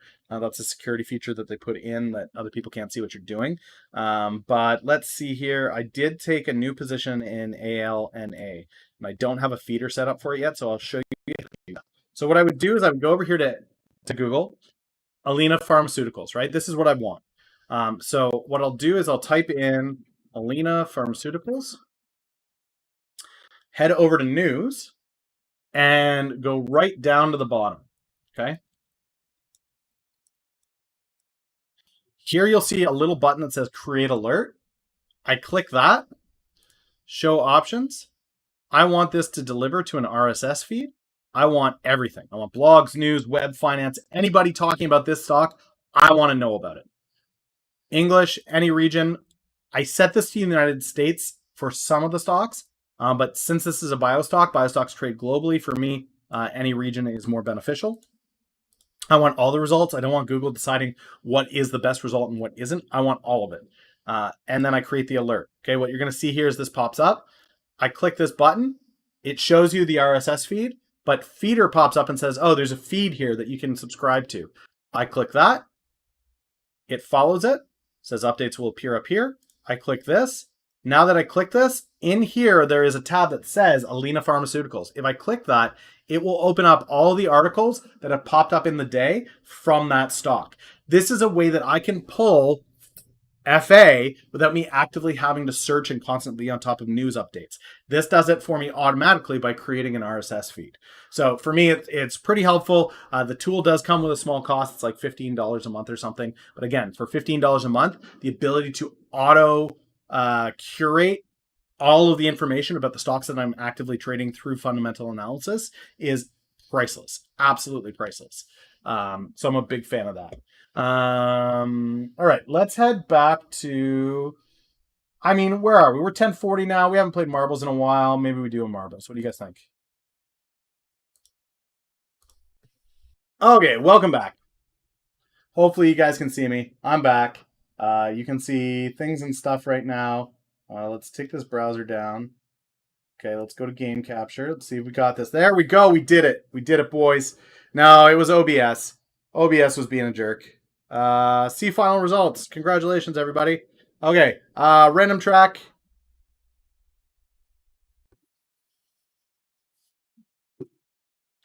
Get in, get in, get in.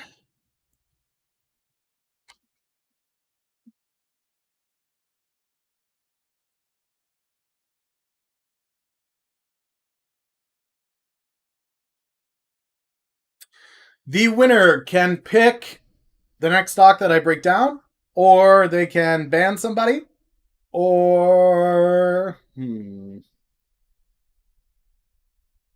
I think that's really all I can do. I don't really have a ton of other things that I can do, guys. Yeah, you can pick which stock I look at, or you can have somebody timed out. That's up to you guys.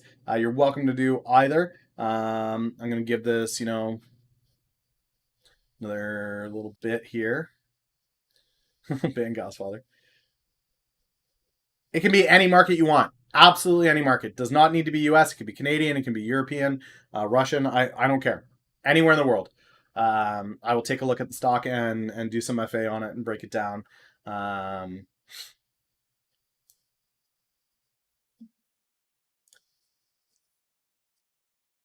yeah, get in, get in, get in, get in.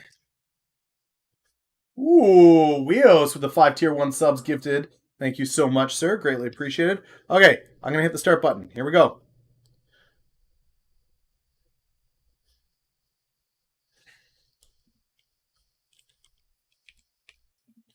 Anybody know how in the world I get the names to show up?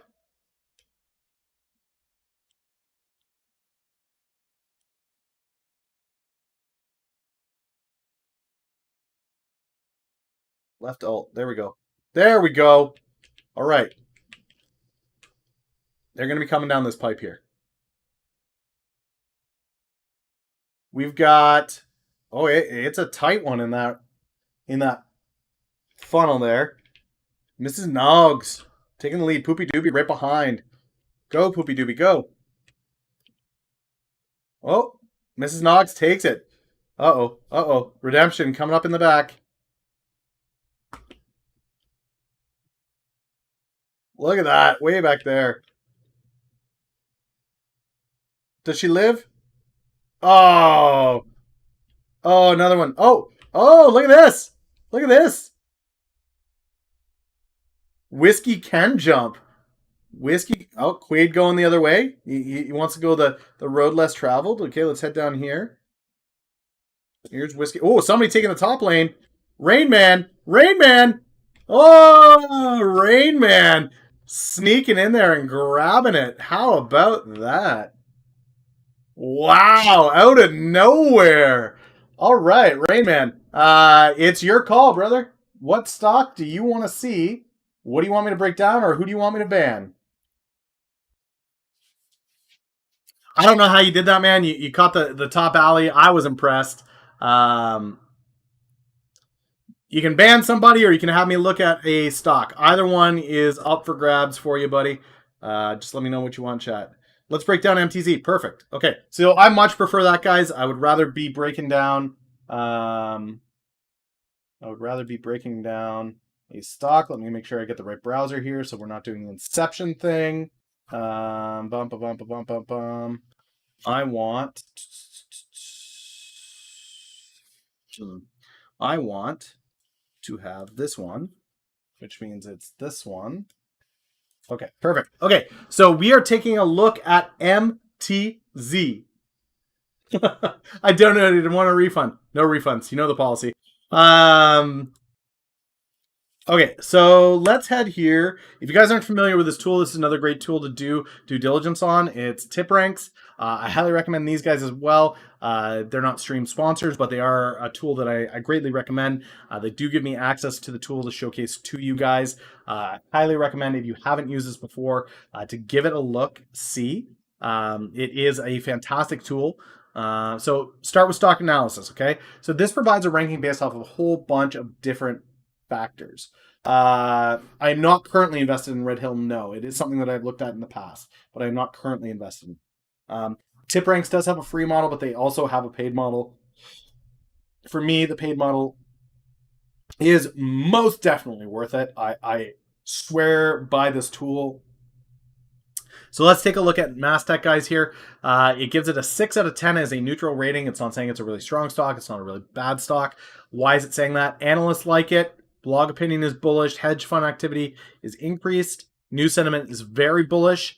The Tip Ranks investors, so the people on this platform, are not positive on it. They are getting out of the way of it. Their fundamentals look good.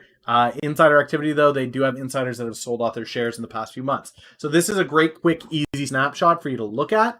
The next thing that I like to do is to go into the analysts. Take a look at who's on this. So there are a significant amount of analysts on here. It gives you a quick breakdown of high, average, and low pricing on this. Okay, so 78 at the high, 48 at the low. It's at 44 right now. So even at the low, there is potential gains on this.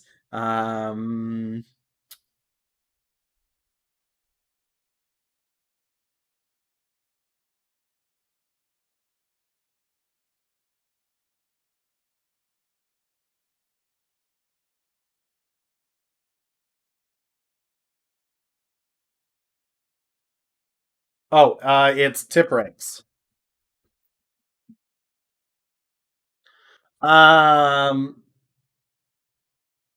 So yeah, this is looking solid. There's a lot of analysts on it. They're all buy analysts. Every analyst on this is bullish. So I mean, it's looking good as far as that goes. Bloggers, there's a couple of articles here. One is from Seeking Alpha. This guy is bullish on it inside of his value investing strategy. 5-star rank, bullish. Everything on this is looking bullish. So for me, with this due diligence, I would look into a little bit more as to what they are and what the hype is on it. Again, there's lots of different tools to do that. Seeking Alpha for me is just one of the easier ones. You go in, take a look.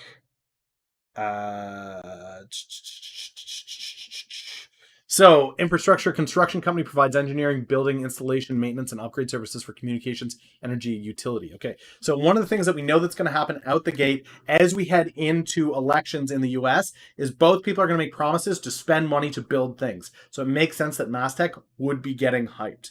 That makes sense. So, for me, this is a great bullish play. I like what I'm seeing. Do your own due diligence, though. Make your own decisions as to what that would look like for you in your portfolio. But I do like what I'm seeing here. As far as growth goes, I don't think it's going to go back up to 80, but 65 to 70 would be an area that I kind of like. What does bullish mean? Bullish means that you're for the stock. You think it's going to grow. Bearish would be you think it's going to decline. Okay, so this does look like a bullish stock to me from the FA side of things. I don't know about technicals, but from the FA side, it does look good. The analysts look good. I like the industry it's in. I like heading into election to have this. For me, I would hold this probably for a year and a half, maybe 2 years, so that the government funding into construction can happen. But hopefully, this is helpful for you. That's just my thought process on this, guys. Again, I'm going to drop the disclaimer on here. Do I have a Discord or community? I do have a two communities that I'm a part of. One is Martini Rita's community. If you guys don't know Martini Rita, I highly recommend that you check her out. Fantastic stock trader. As well, we also have the stock guy, who you guys I'm sure are all familiar with. I am an active member in both of their Discords. So if you're part of either of those communities, you will find me there. Just want to make sure I didn't miss anything else. I don't see a reason to be wary on it, to be honest. Both sides are going to make some really crazy promises into the elections over the next little bit. So,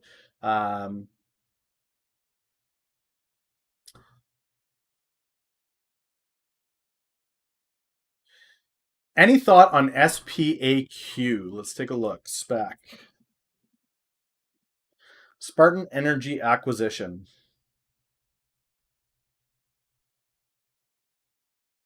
This is a company that owns nothing and does nothing. I don't want anything to do with it. And they lay that out right here. Does not have significant operations and intends to enter into merger, capital, stock exchange, asset acquisition, stock purchase, reorganization. This is of very, very little interest to me. A company that doesn't hold a product is of very little interest. Now, Canoe, I am familiar with Canoe, but I'm not a fan of this. When something doesn't hold a product or service and doesn't show that they have a clear outline as to where they want to head, I'm not interested. Over on YouTube, what's up? Introvert thinks no 4 a.m. stream today because Stock Guy had a baby daddy appointment to go to. I chose to hang out with you DGens for the first couple hours. So this is what I am doing. It's quite interesting how many bearish people there are on WPRT, but that is StockTwits. Yeah, StockTwits is always just going to have bears come out when the stock does well, and when the stock does poorly, you're going to see the bulls come out. That's just the way that it goes. VSTO at the sub $20 price point. Let's take a look at VSTO. Vista Outdoor. Okay, so outdoor companies I was very bullish on. We talked about this way back in March, Martini and I. I was very, very big on outdoor stocks, stocks like Thor, stocks like Vista, stocks like Big Five Sporting. Now that we are through the summer, though, and headed into the winter, I think these are probably going to decline a little bit more. I would hold off on. It's not that I dislike this position, but I would hold off until probably Q1 or early Q2 2021 before I start to look to outdoor stocks again. In many ways, if that makes sense. What's my favorite Canadian bank stock to hold long? I don't like Canadian banks. I don't like Canadian finances. I don't trade the financial market in the US or Canada. I don't like financials. There's too much happening behind the scenes that is completely shady. And I'm not saying every bank has committed fraud or doesn't do what they should be doing, but I'm also not a huge fan of not knowing what banks are up to and how much they're pulling strings behind the scenes. So I stay out of that sector. That's one of my trading rules. I think I played XLF once. I got burned. I'm not interested in playing it further. So even for the divvies, there are better divvy plays than banks.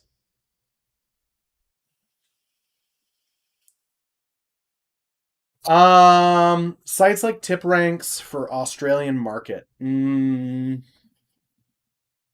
I think you could go check out a tool called.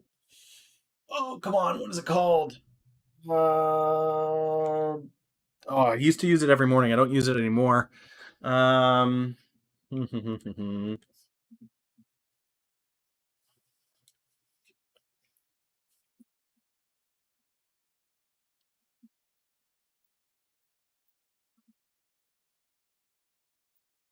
All right, I asked somebody a question. They know a really good tool for that, Cookie Lad. So stick around. I'm gonna find out what that is for you. What are good Divi plays? I did drop a link earlier, guys, that you can check out. That it's a pretty phenomenal spreadsheet. It is not my spreadsheet; it is somebody else's. I did not do the work, but they did make this tool readily available for everybody. So check out that if you're looking for good stuff there. I really have to take a piss though. So what I'm gonna do here, guys, is I am going to pop up a announcement from our good friends over at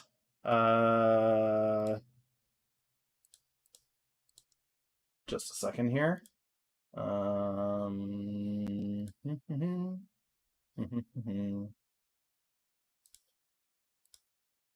Our good friends over at Restream, and I will be.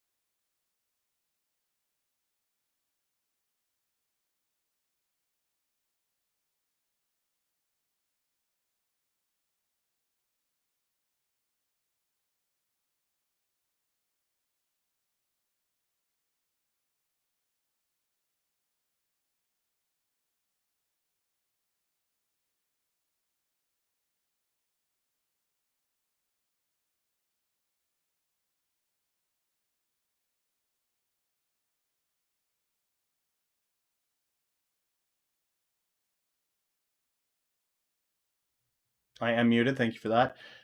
What's up, Carrot? Thank you so much. I really appreciate all the follows, guys. I know that I'm not calling you guys out individually, but I do greatly appreciate that. I'd rather just keep going and talking stocks, but I am back. Hopefully, you guys can hear me. I am trying to track down the name of that tool.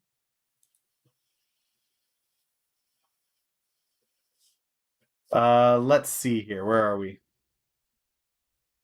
Did I see the news about? Okay, hold on. I gotta make sure to catch up to where I was here. Compass Pathways, CMPS. I am gonna try to get through everybody's here, guys, which may or may not be possible, but I am gonna try to get through everybody's.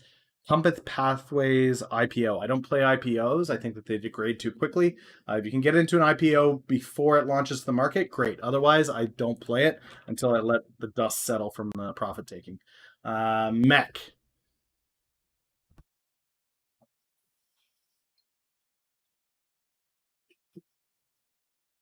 I don't see any news about Mech anywhere here. It doesn't look like it's really moving on anything either. So no, I didn't hear about that. What else do we have here? What do I like better for Canadian divvies? I play the U.S. markets. I don't play the Canadian markets. There's not enough dollars in it for me. I prefer trading the Canadian markets for sure. Um, oh, Mountain Equipment Co-op is no longer a co-op. Now it's just Mountain Equipment, privately purchased. That's cool. I'm actually happy about that. That's great. Um,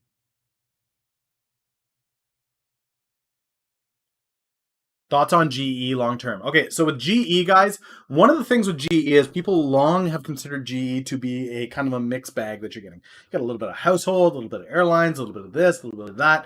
The reality is, it's no longer that. They have licensed most of their home utilities kind of stuff, stoves, ovens, that kind of nonsense, to a company called Haier, which is a Chinese company. They own that. They have the right to produce it under the GE label, but GE doesn't actually produce that anymore. So what you have to realize with GE is what you're getting into is mostly aviation at this point. The Freedom Seagull is here. So in reality, what I'm looking at with GE is, do I feel like there's a lot of money to be made in the aviation sector? I don't. I don't like GE. It's really that simple of a process for me. CGC, is this is a pot stock? Yeah. So my thoughts on pot stocks are this, guys. I will not touch this until the Republicans are out of office. The Republicans will not, absolutely will not legalize pot at the federal level. And so until that happens, the Canadian market is 30 million people. It's not enough. There are too many competitors for too small of a market. I'm not a fan of pot stocks until I see the Republicans out.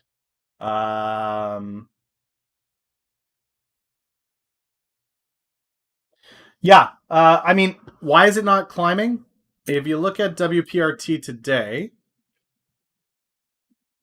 it's up 33% in a day. I'm okay with that. Um, I think it's just going to take time to get to where it's got to go. Yeah. Um,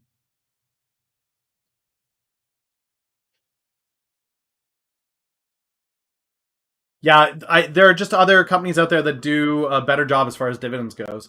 The only dividend play I currently have in my portfolio is MFA, just because I think it's so undervalued. What are your thoughts on Corsair next week? Okay, so Corsair, guys, again, this is tech sector. I don't typically trade in it, but I'm happy to take a look at it. Okay. Again, this is a tech IPO. It's going to come in overvalued. So you'll see it run up and then people will profit take and it'll come down. Take probably about 2 weeks for it to actually find its level. And then I'll look at trading it from there. If you can get into an IPO before the rest of the market can get at it, fantastic. Otherwise, try to get in right out the gate would be the only play that I think you could take on it, but I don't know that I would take that. Can I take a look at F Bio? Okay, Carrot, I got you. Fortress Biotech. Late stage study in.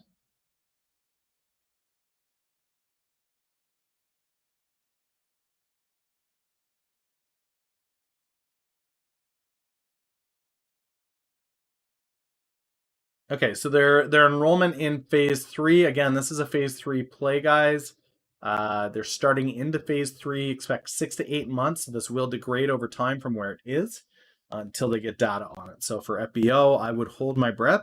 Wait maybe 4 or 5 months if you're actually interested in playing this and you think the data is going to be good, and then look at an entry, because this is just going to degrade. It's not continue. It's not going to continue to rise like this.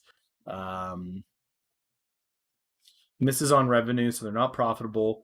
Yeah, this is a $4 stock. They're hoping that this phase 3 goes well. My thought on FBio is wait for this to degrade over the next 4 or 5 months, and then look at maybe a position there. That's how I would play FBio.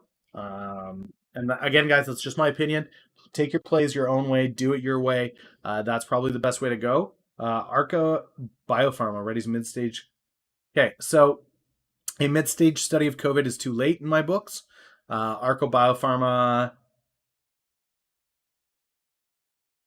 direct offering, COVID. Let's go back before COVID. What do they do? Before COVID, they were floundering. They're trying to use COVID to buy up. I don't like Arca. They're hoping COVID's their savior, and I don't think that they are, because I've never heard of this company before. So I wouldn't, yeah, would not like it.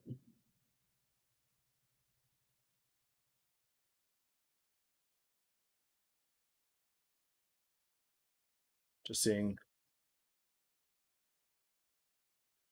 With Trump putting the kibosh on Oracle TikTok, Instagram and TikTok are now talking. This will be very interesting to look at.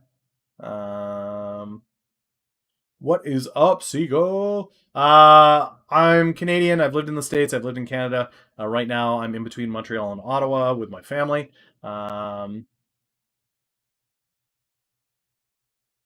They may make money on taxing weed. They may not. The Canadian government hasn't seen that. Even with the legalization of pot in Canada, they were expecting it to be a lot more than it is. People are still going to buy from their dealers. The illicit market and the ability to grow in Canada has all but eliminated the tax gains that the liberals up here thought they were going to see from it. I imagine you would see much the same in the States. It's not really going to be that much tax because people don't actually buy their pot directly from the stores. They buy it from their dealer. They grow it themselves. Um, Kodak doubled in 2 days. Okay, so guys, with Kodak, they are not out of the water yet, and people have mistaken the headline that they dropped. Um, so the independent review is a company that they paid to do the review. This is not an unbiased review. This is just an independent review. So this means that they paid a company to look at their company and say whether or not they had done anything wrong. And the independent review came back and said, well, they didn't break any of their own rules. That doesn't solve the problem of did the CEO commit insider trading. Um, I think this is not good. I I think that this goes badly. I really do.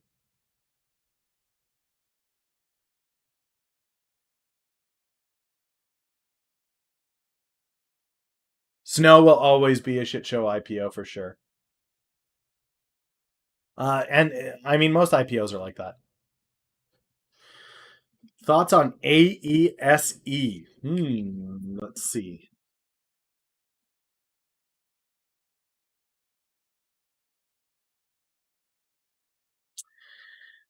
My problem, so I've worked in esports in the past. I understand the industry, I understand what it's trying to do. Unfortunately, the industry is still run largely by gamers and children and not business professionals that are taking it seriously. And as a result, the profitability of that entire sector is not quite there.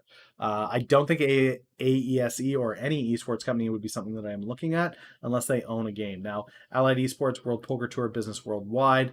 Okay, so they're tied to poker, they're tied to gaming. Company also operates Club WPT.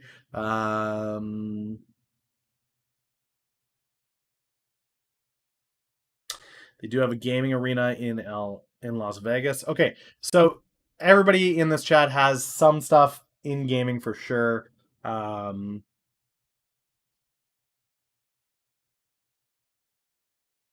I don't know, man. I don't feel like the vibe is to go watch in the States anyway. I don't feel like the vibe is ever going to be this go check out esports live. I think people are just going to continue to do it from home.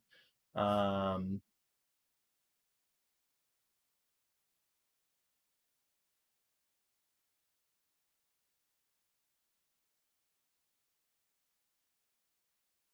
LYB.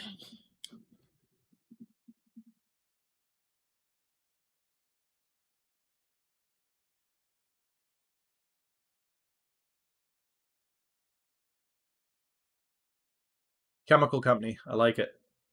With all the vaccine rush, everything, I think chemical companies are good money for sure. Uh,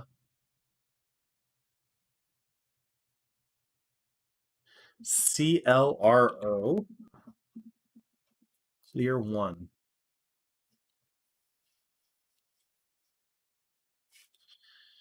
Direct offering, quarterly report, quarterly report. This is another voice communications one. I think that this is a flooded industry for me. I think they've got limited growth potential. Even if they're profitable, I would say at most $4 over 12. Yeah, so 350 is their 52-week high. I would say that's probably the ballpark that I would look to go up to. Now that's not a problem because that's still a decent increase, but it's not enough for me, and it's in a sector that I'm not a huge fan of. Check my screen. Dun dun dun. Voila. Now you guys can see what I see. Sorry about that. Thank you for mentioning that though.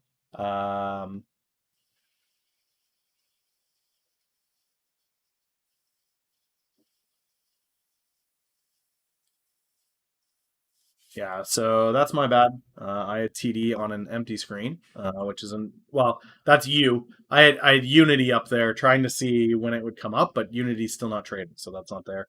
Uh, so let me put that back on the spy. Sorry about that, guys.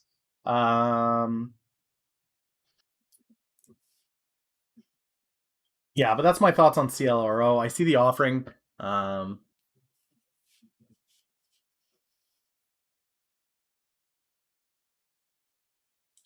Ovid. If you guys give me a little bit of background when you throw these out of this is my thought on this, what do you think? That helps me give you a little bit more direction of I like Ovid because this. What are your thoughts? It just saves me that little bit of time so I can actually give you guys a better deep dive on what's going on here. I'm trying to move through these to get to everybody's. So yeah, that just saves me a little bit of a step. If you guys want. I like this about this. What are your thoughts? So my thoughts on Ovid, let's see. So biostock, biopharmaceutical, drug candidate phase 3, clinical trial, treatment of Angelman syndrome, phase 2 trial in adults, phase 2 trial. So phase 3, 2 phase 2s.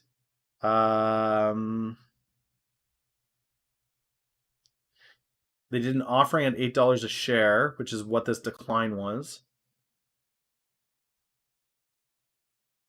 Childhood epilepsy is big money. Pediatric anything is good money.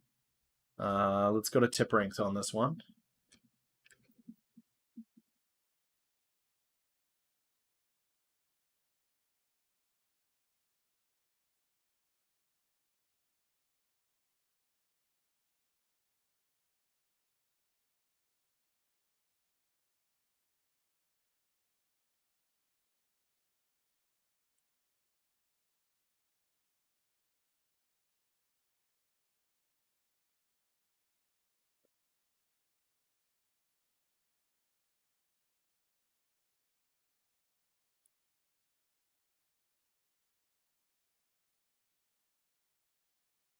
Okay, so tip ranks, Ovid, stock analysis.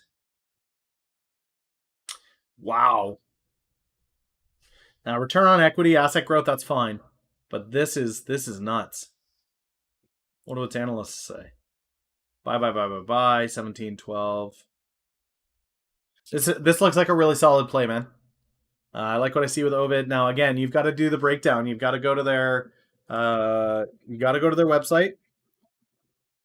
Don't just take the analysis from that side. Also go into their website.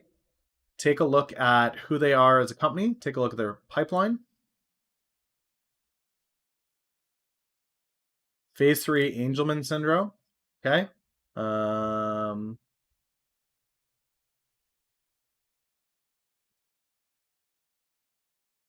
There is a phase 2 study available here. Multiple product candidates. So they've got some preclinical. They're doing some research on others. 2 phase 2s. And this phase 3 is the big one. So this is a phase 2 headed into phase 3 and a phase 3.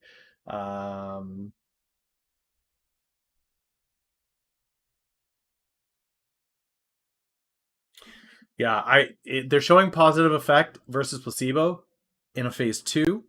Phase 3s are obviously a larger crowd, but if that goes through, that's a big deal. The other thing that you can do, guys, this is a great tool if you're going to trade biopharma, the Biopharm Catalyst.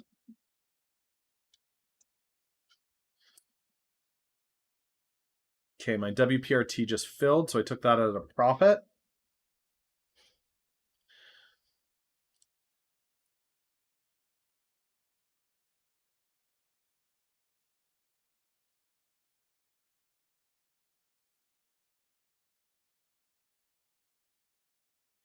So now I want to start looking at space, which we'll do after I take a look at a few of these stocks. But I'll be looking to take an option position in space. Yeah, so this biopharma calendar, guys, you can go in here. You can actually drop a search. Where is it? Catalyst calendars, FDA calendar.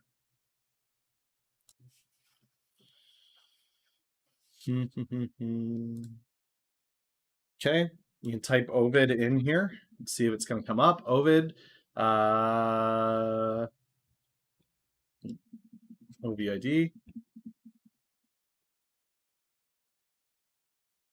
Third quarter 2020, we're expecting phase 2 data on 2 trials.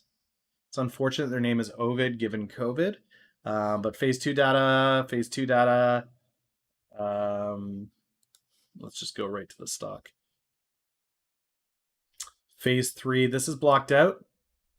If you want to see what this is, This means that it's outside the next little bit. So I would say you're probably looking at a Q4 play with this, with Ovid, but I do like it. I do like what I'm seeing here. It looks like a really solid tool. Thoughts on BA midterm? My thoughts on BA are they've committed fraud, they've hidden things. The FAA is taking a look at not only their 737s now, they're looking at the other ones as well. And so for me, I think they're going to find that it wasn't just them cutting corners in their 737 lineup. I think that you're also going to see that they were cutting corners everywhere, and as a result there is a greater potential loss as well with not just their initial planes but also keeping their government contracts. I really am bearish on BA, guys. I'm not a fan of BA. When you lie, commit fraud, and knowingly kill people for profit, I have a huge issue with that. There's no problem being confident with Unity. It's probably going to follow the same model as a lot of the IPOs out there. I think what you're going to see with Unity is when it drops, it will go up. It's indicating to drop or open on the market up 36% at least from its IPO. So expect that companies will let this run for the first hour or so, watch it run up, and then get out the way. Having worked in esports, guys, especially on the marketing, advertising, and sales side of it, it is really unfortunate, but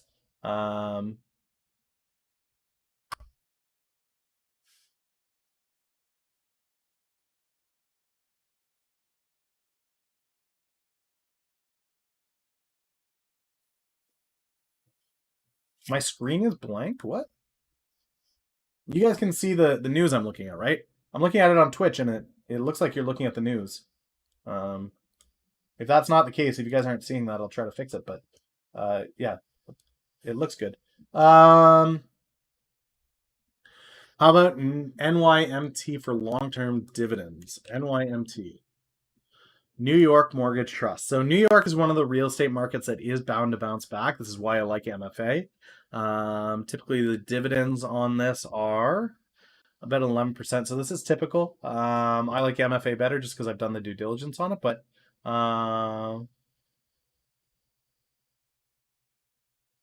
yeah, this looks like a really similar play. I would have to break down exactly what their holdings are. Are they residential? Are they commercial? Like, what are we looking at?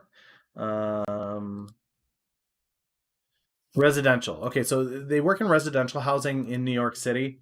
We are seeing mortgage defaults go down. We are seeing delinquencies being paid. I think that this is a fairly solid play without me doing a really deep dive on it. It seems very similar to MFA, but with MFA, I'm playing the corporate side. With this, you're playing the residential side. So all in Unity calls. I think puts would be more likely if you can get them. I doubt that you're going to see options played on the first day, but who knows?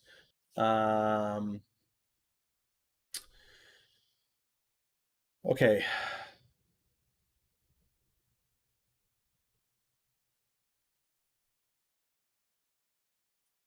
The insider bought 2 million of the 10 million they were looking. Yeah. I mean, yeah.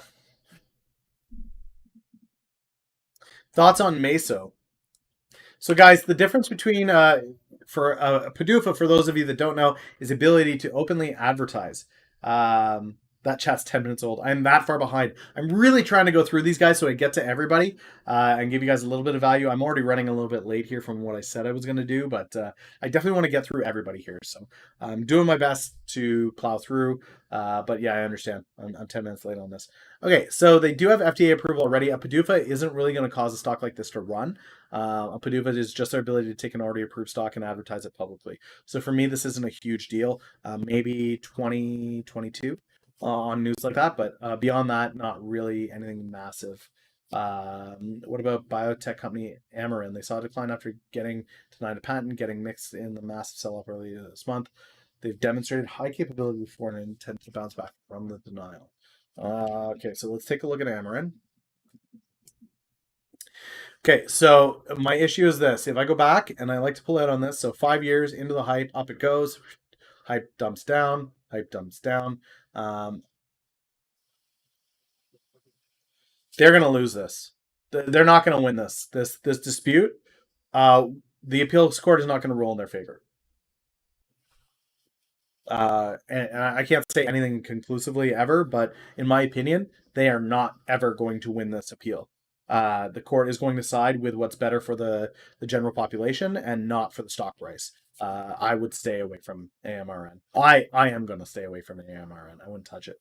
Thoughts on LPL? This is good, guys. I'm seeing a lot of different stocks that I haven't heard of before, so this is kind of interesting.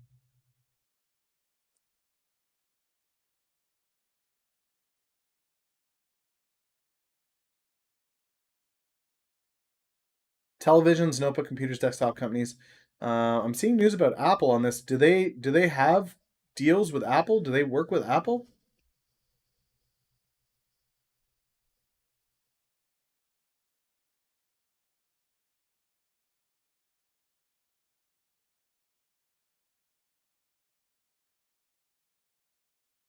Hoyfin, thank you. For those of you that were looking for a display um, that gives you more markets than just the U.S. market, Hoyfin is a tool that you guys can use.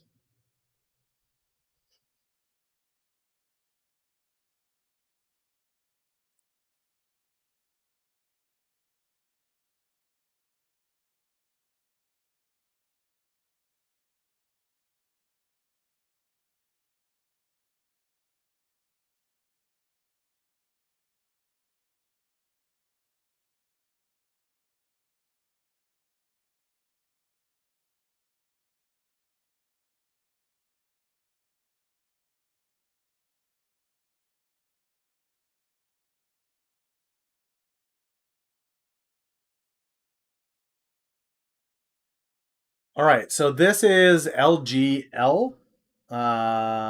We are looking at their last earnings call. Typically, this will give you a good insight as to what they're doing. I'm trying to look to see if they actually have deals to work with Apple and Google. Um,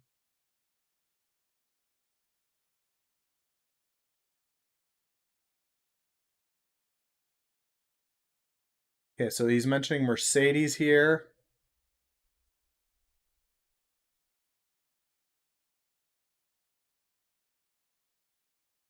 Mentioning LCD TV production in Asia.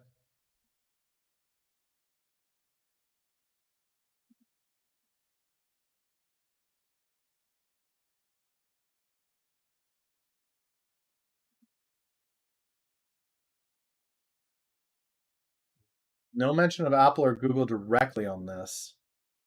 I'm not sure where they're based out of. I can find that out pretty easily here. Just in a second.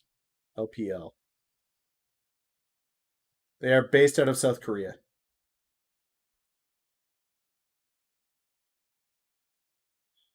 Um, for some reason, oh yeah, they do. LPL makes screens for Apple. Okay. Well, that. Hmm.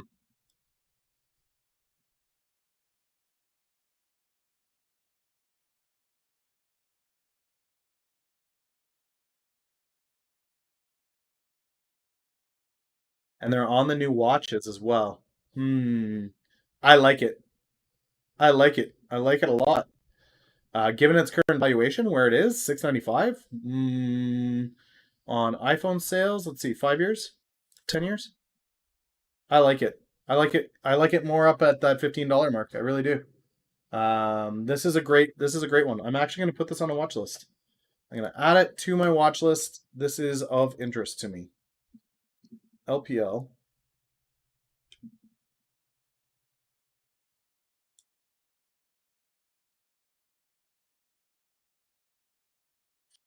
I do like it.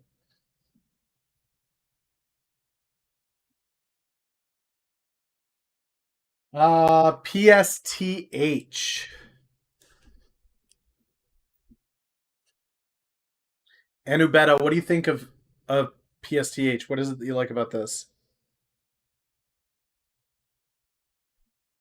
So this is a holdings company.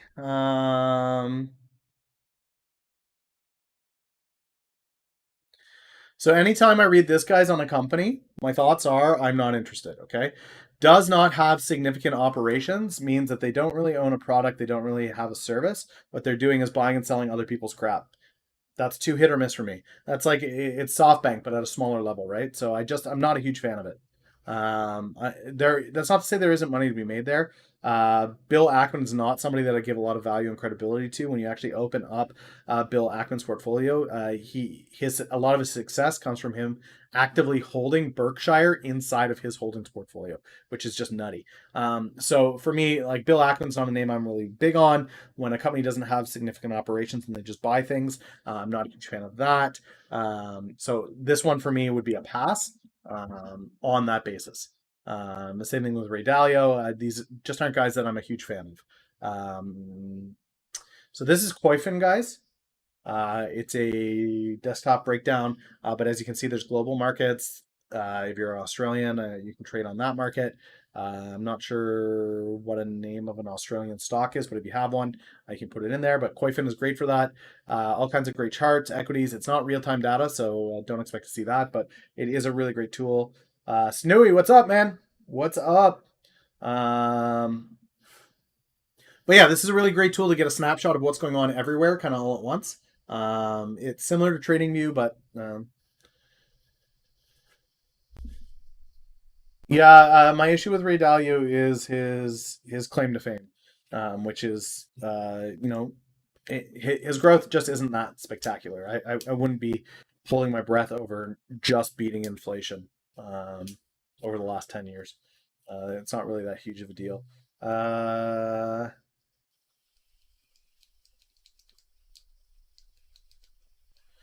I agree. South Korea, India, and Vietnam are going to be major sectors as people move out of China. So as the economy grows in China and the value becomes, or the cost of doing business there becomes higher, it is going to start to outsource to those other areas. So South Korea, India, Vietnam, Thailand, Indonesia. These are all places that I expect to see great growth in.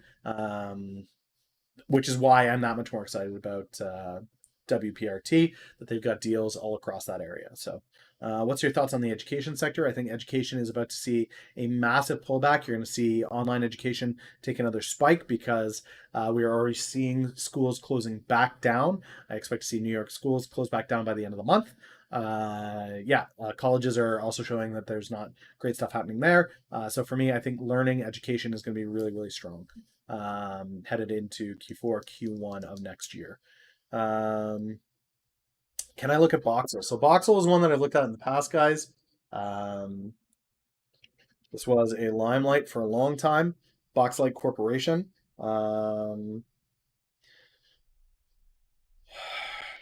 Okay, so what I want to understand is what was this decline in the end of July? And I'm going to assume it was an equity offering. Yeah, it was. Okay, so they took an equity offering. They missed on revenue.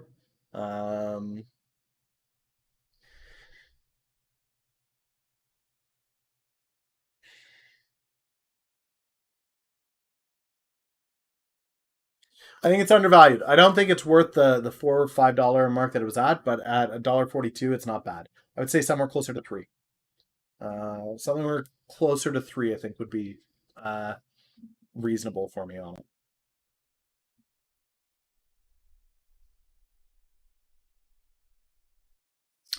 I mean, the current decline is just degradation because there's not a lot of news. But as schools start to close, I think Voxel will see a gain.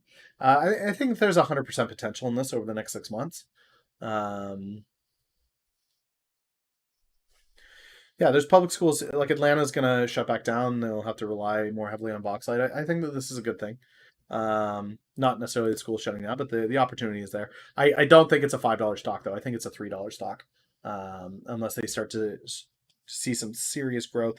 When it said it missed on revenue by how much? Um, so they missed by 60 grand, which isn't huge.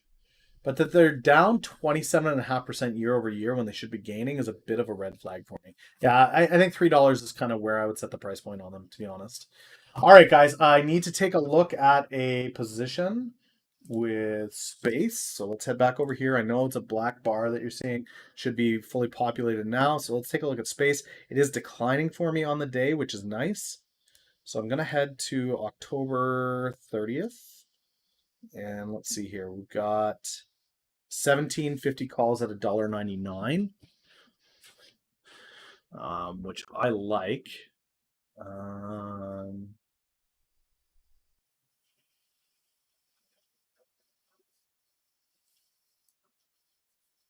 Okay, so let's go here and let's go space.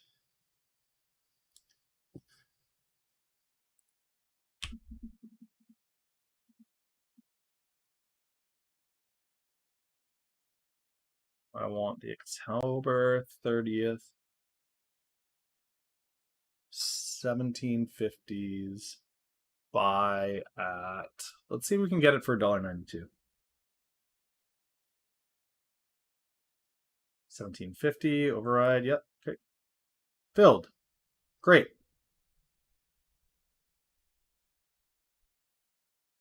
So TD had it at $1.97.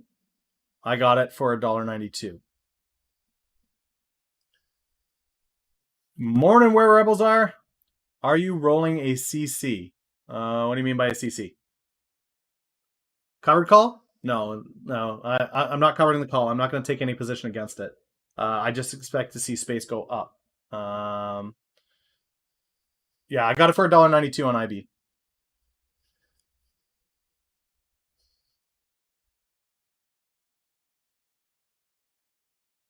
Showing $1.96 on space on TD.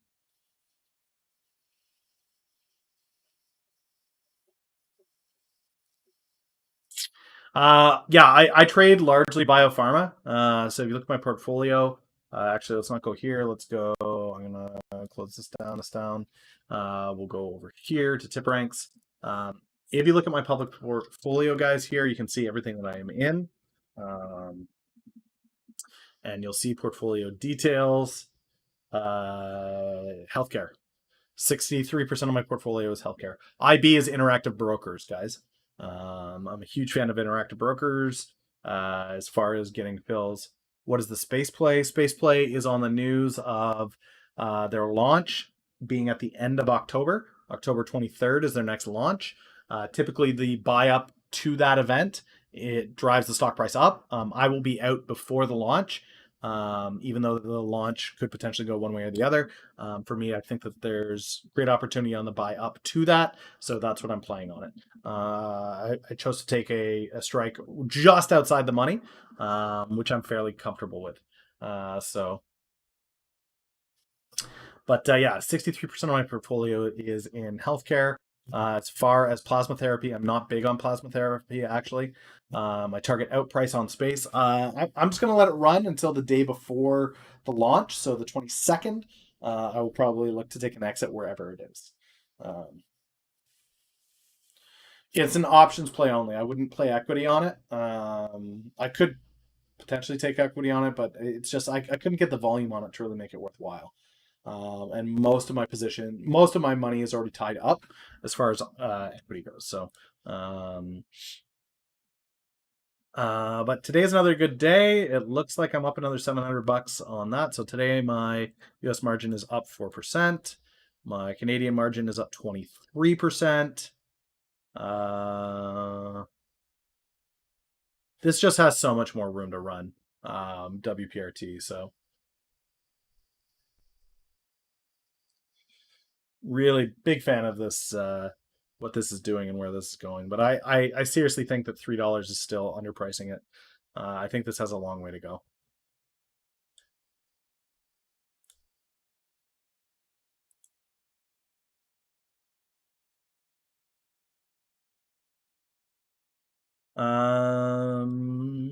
Let's see what news we have dropping. No word on Unity yet, eh? Still not trading.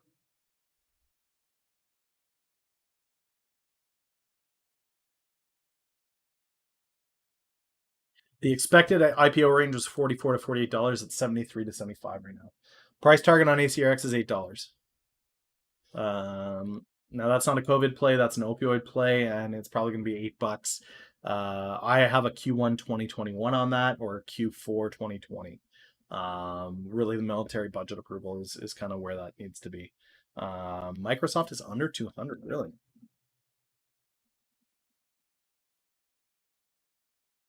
I've got a 205.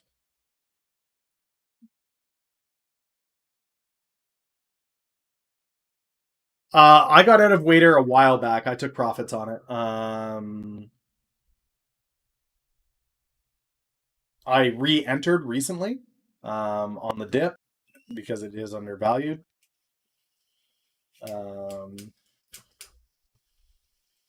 Space is taking a nice little decline there, though.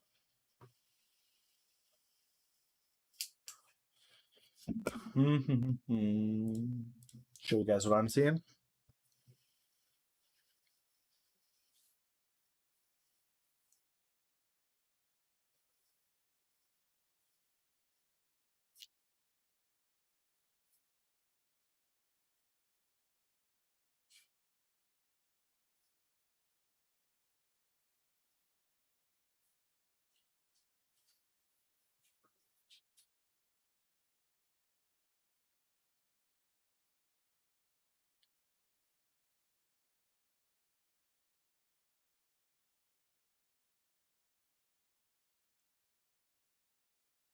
Oh, did pre-orders go in on the PS5 today? Really? Let's check eBay, boys. Let's see what eBay has to say about PS5s.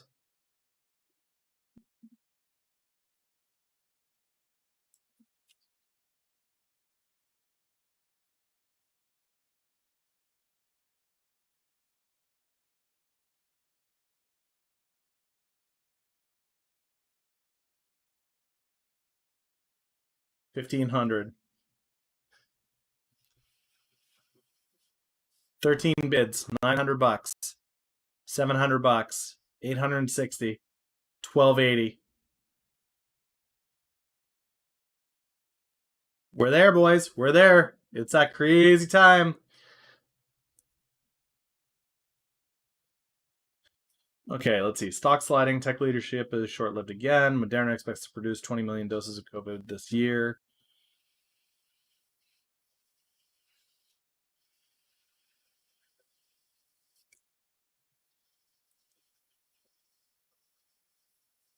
Yeah, they're flipping pre-orders. They're giving you the right to buy the PlayStation 5 when they get it off the pre-order.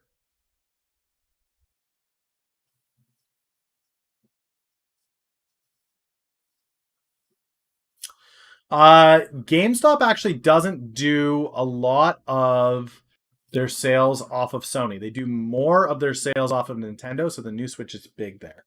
I really like this. GameStop I had at $8. I think it's overpriced where it is, but GameStop will still do well in this. If they drop it when they said they would, Lodox, I think we might actually see Cyberpunk delayed again, unfortunately. Yeah. It's really unfortunate, but I think that may be the thing. Again, guys, huge thank you to everybody that has followed today. You guys are rocking it. I do greatly appreciate that. The reason why I'm not excited with the PS5 is I'm just done with having to pay all of these fees, all of this, to get an exclusive on PS5 when Microsoft is saying, you don't have to buy it on Xbox. We'll just let you play it on your computer. All the new games coming out for the Xbox are going to be available on Game Pass. You'll be able to just play it on your computer. For me, my PC kicks the crap out of any of these next gen consoles. So for me, I would rather just play it on my PC anyway. Microsoft is presenting me that opportunity. I'll just buy Game Pass for $15 a month and be able to play the games that I want from Microsoft on there. If that means I miss out on PS5 exclusives, oh well. I'm not buying a $500 system just to play PS5 exclusives. That's ridiculous. There's no way I'm going to do that. So yeah, tis what it is. Yeah, I think Microsoft actually makes more money. Um,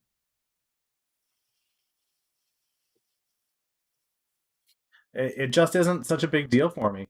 Uh, my kids love their Switch. They do. They love to play on the Switch, and that's great for them, and it's there for them. But my computer just it does what I want it to do. So for me, I'm that Microsoft is saying that you can get access to all the games that you love with Game Pass. I love Game Pass, guys. For what it cost me to have Game Pass. Um, oh shoot, I have to cancel that. I didn't want to close Marby's. Oh well. I have the Epic Games one only because Epic Games gives out free games regularly, so I just hop in there, grab whatever the free games are. Watch Dogs 2 right now, by the way, it's up there. Definitely grab that. AAA title for free. I'm always about that life. But with Xbox, guys, the Game Pass, it's amazing to see what you can get on it for free. Like right now, I've got World War Z, Disgaea, Final Fantasy VII. The upcoming Dragon Quest game is going to be there as part of Game Pass. Final Fantasy IX. I'm a big Final Fantasy fan. I like that. Battletoads was a lot of fun. They've got Resident Evil Biohazard up there. Company of Heroes, if you're into that. Like there's a lot that they make available for free as a result. Yeah, RDR2, Age of Empires, Alien Isolation, Dishonored 2. There's just a lot of really, really great games.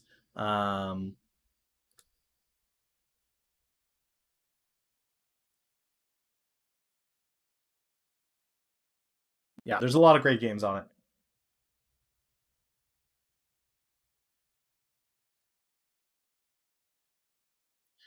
The Final Fantasies will all make their way to the computer eventually. I honestly think that Square has recognized that they make more money from Final Fantasy Online, which is largely computer players and not PS players, and so they're trying to transition more and more onto Windows and onto PCs.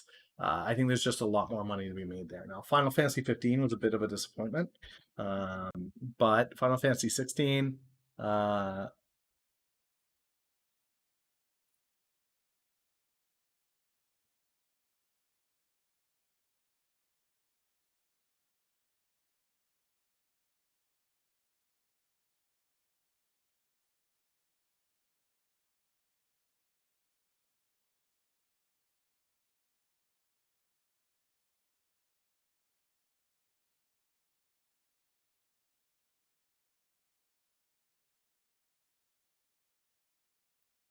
So it looks like because they've signed a deal with PS5, they've removed any mention of them coming to PC. I think it's still going to happen.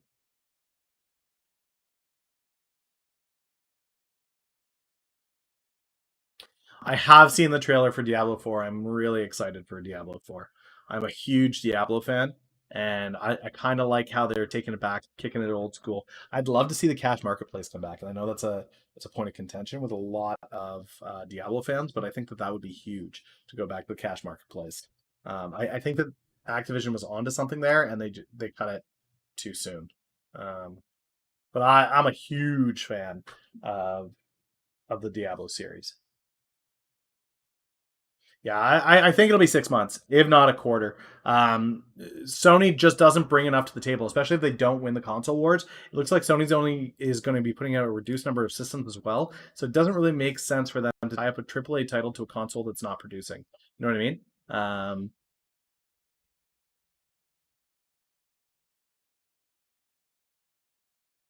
Okay, let's go here. Let's do this. Let's do this. Open up the Marbies again. Overwatch 2, yeah, I'm excited for that. It looks pretty decent. Um, I like to play Reinhardt. I'm a Reinhardt nut. Um, Okay, so it is almost noon here, guys. I don't see any other requests for me to take a look at stuff. It has been an absolute blast hanging out with you guys. Hopefully, you were able to enjoy the market a little bit. Now, be aware, guys, it is quad witching, so things are gonna get bonkers as we head into close today. I'm gonna run a Marby's here for you before we leave, guys. So do that. Again, everybody that followed, subscribe today. You guys rock. Couldn't appreciate you guys more. Let's do some marbles here, though. Let me pick a race. Um, I want to find something that has a crazy average time. Devil's Chaos 2. That's what we're going to do. We're going to do Devil's Chaos 2. Let me open up the game capture here. Okay. Get in, get in, get in, get in, get in. Oh, cheers and bits. Thank you so much, Neanderthals, for the 300 bits. Heading out here, guys. What do you? I mean, essentially, it's just bragging rights, right? I don't know how to do anything else other than that, but I'll give you guys bragging rights. Massive bragging rights for whoever takes the race. I will stay out of the race because apparently last time I joined the race and that was kind of silly. VIP me. I don't even know how to VIP anybody. How do you do that? If I click your name, can I hit VIP? Add a friend, gift a sub. Okay, I'll tell you what I'll do. Winner gets a gifted sub. How about that? I'm not a cheap ass. You guys have been amazing today. I will gift a sub to the winner. Okay.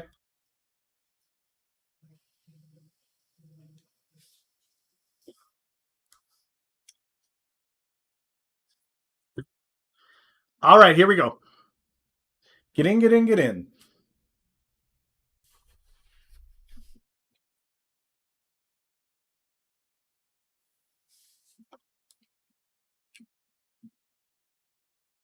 Oh, you just fall. All right. Cookie Lad way out in front. Oh, look at all the crap that's going to get in your way here. How do you get through? Oh, I see. Okay. Okay. Okay. I see you. Whoa. Somebody tried to take a shortcut there. Down and out. Who do we got? Oh, Lodix popping in the lead. Cookie Lad coming in. Late for lunch, trying to jump ahead. Down he goes. Round the corner. Where it stops, nobody knows. Cookie Lad's just sticking to the course. Higher down. Higher down. It's a very dark and ominous map. Okay. Cookie Lad still coming in. Strong in the lead. Elodix. Oh, no. That's weird. I guess just where he was on the thing, it popped up. Oh, no. Those arrows. They're going to get you. They're going to get you. Oh, Elodix sweeps by. Takes the lead. Here we go. Into this Python snaky tube thing. Which tube are you going to take? Which tube's it going to be? Only up from here. Cookie Lad coming in the rear. Quad 90. Printer go burr. Lodix just going straight down the middle. Uh-oh. Where are you going? Oh, you jump over here. Okay.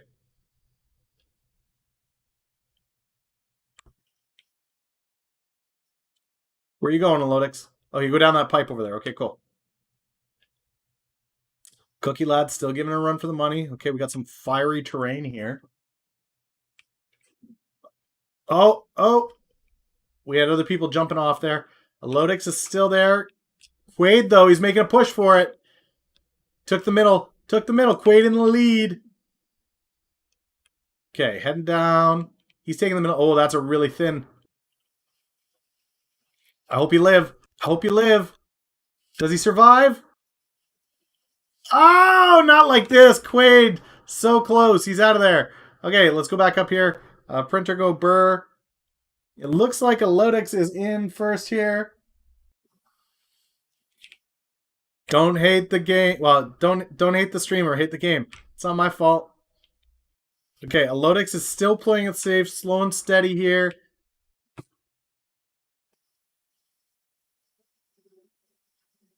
Royal Legend is coming in. It's going to be a clutch finish here.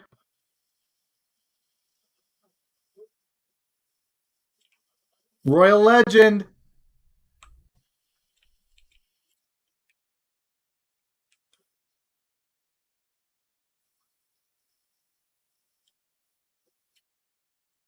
Oh, can he do it?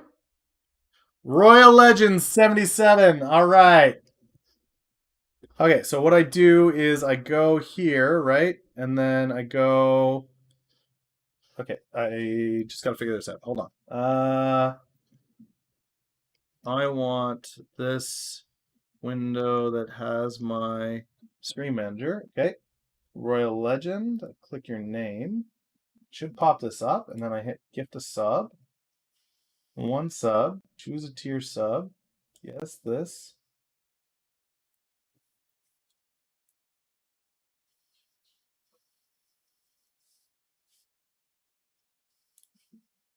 Hey, voila, senor. A sub to you. Guys, it was an absolute blast hanging out with you today. Stay safe out.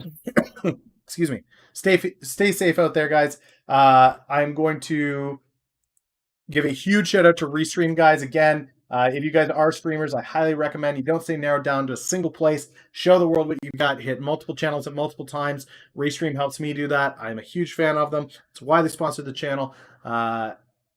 Huge advocate for the tool. Check it out if you're not already using it. Have an amazing weekend. Stay safe, and I will catch you later.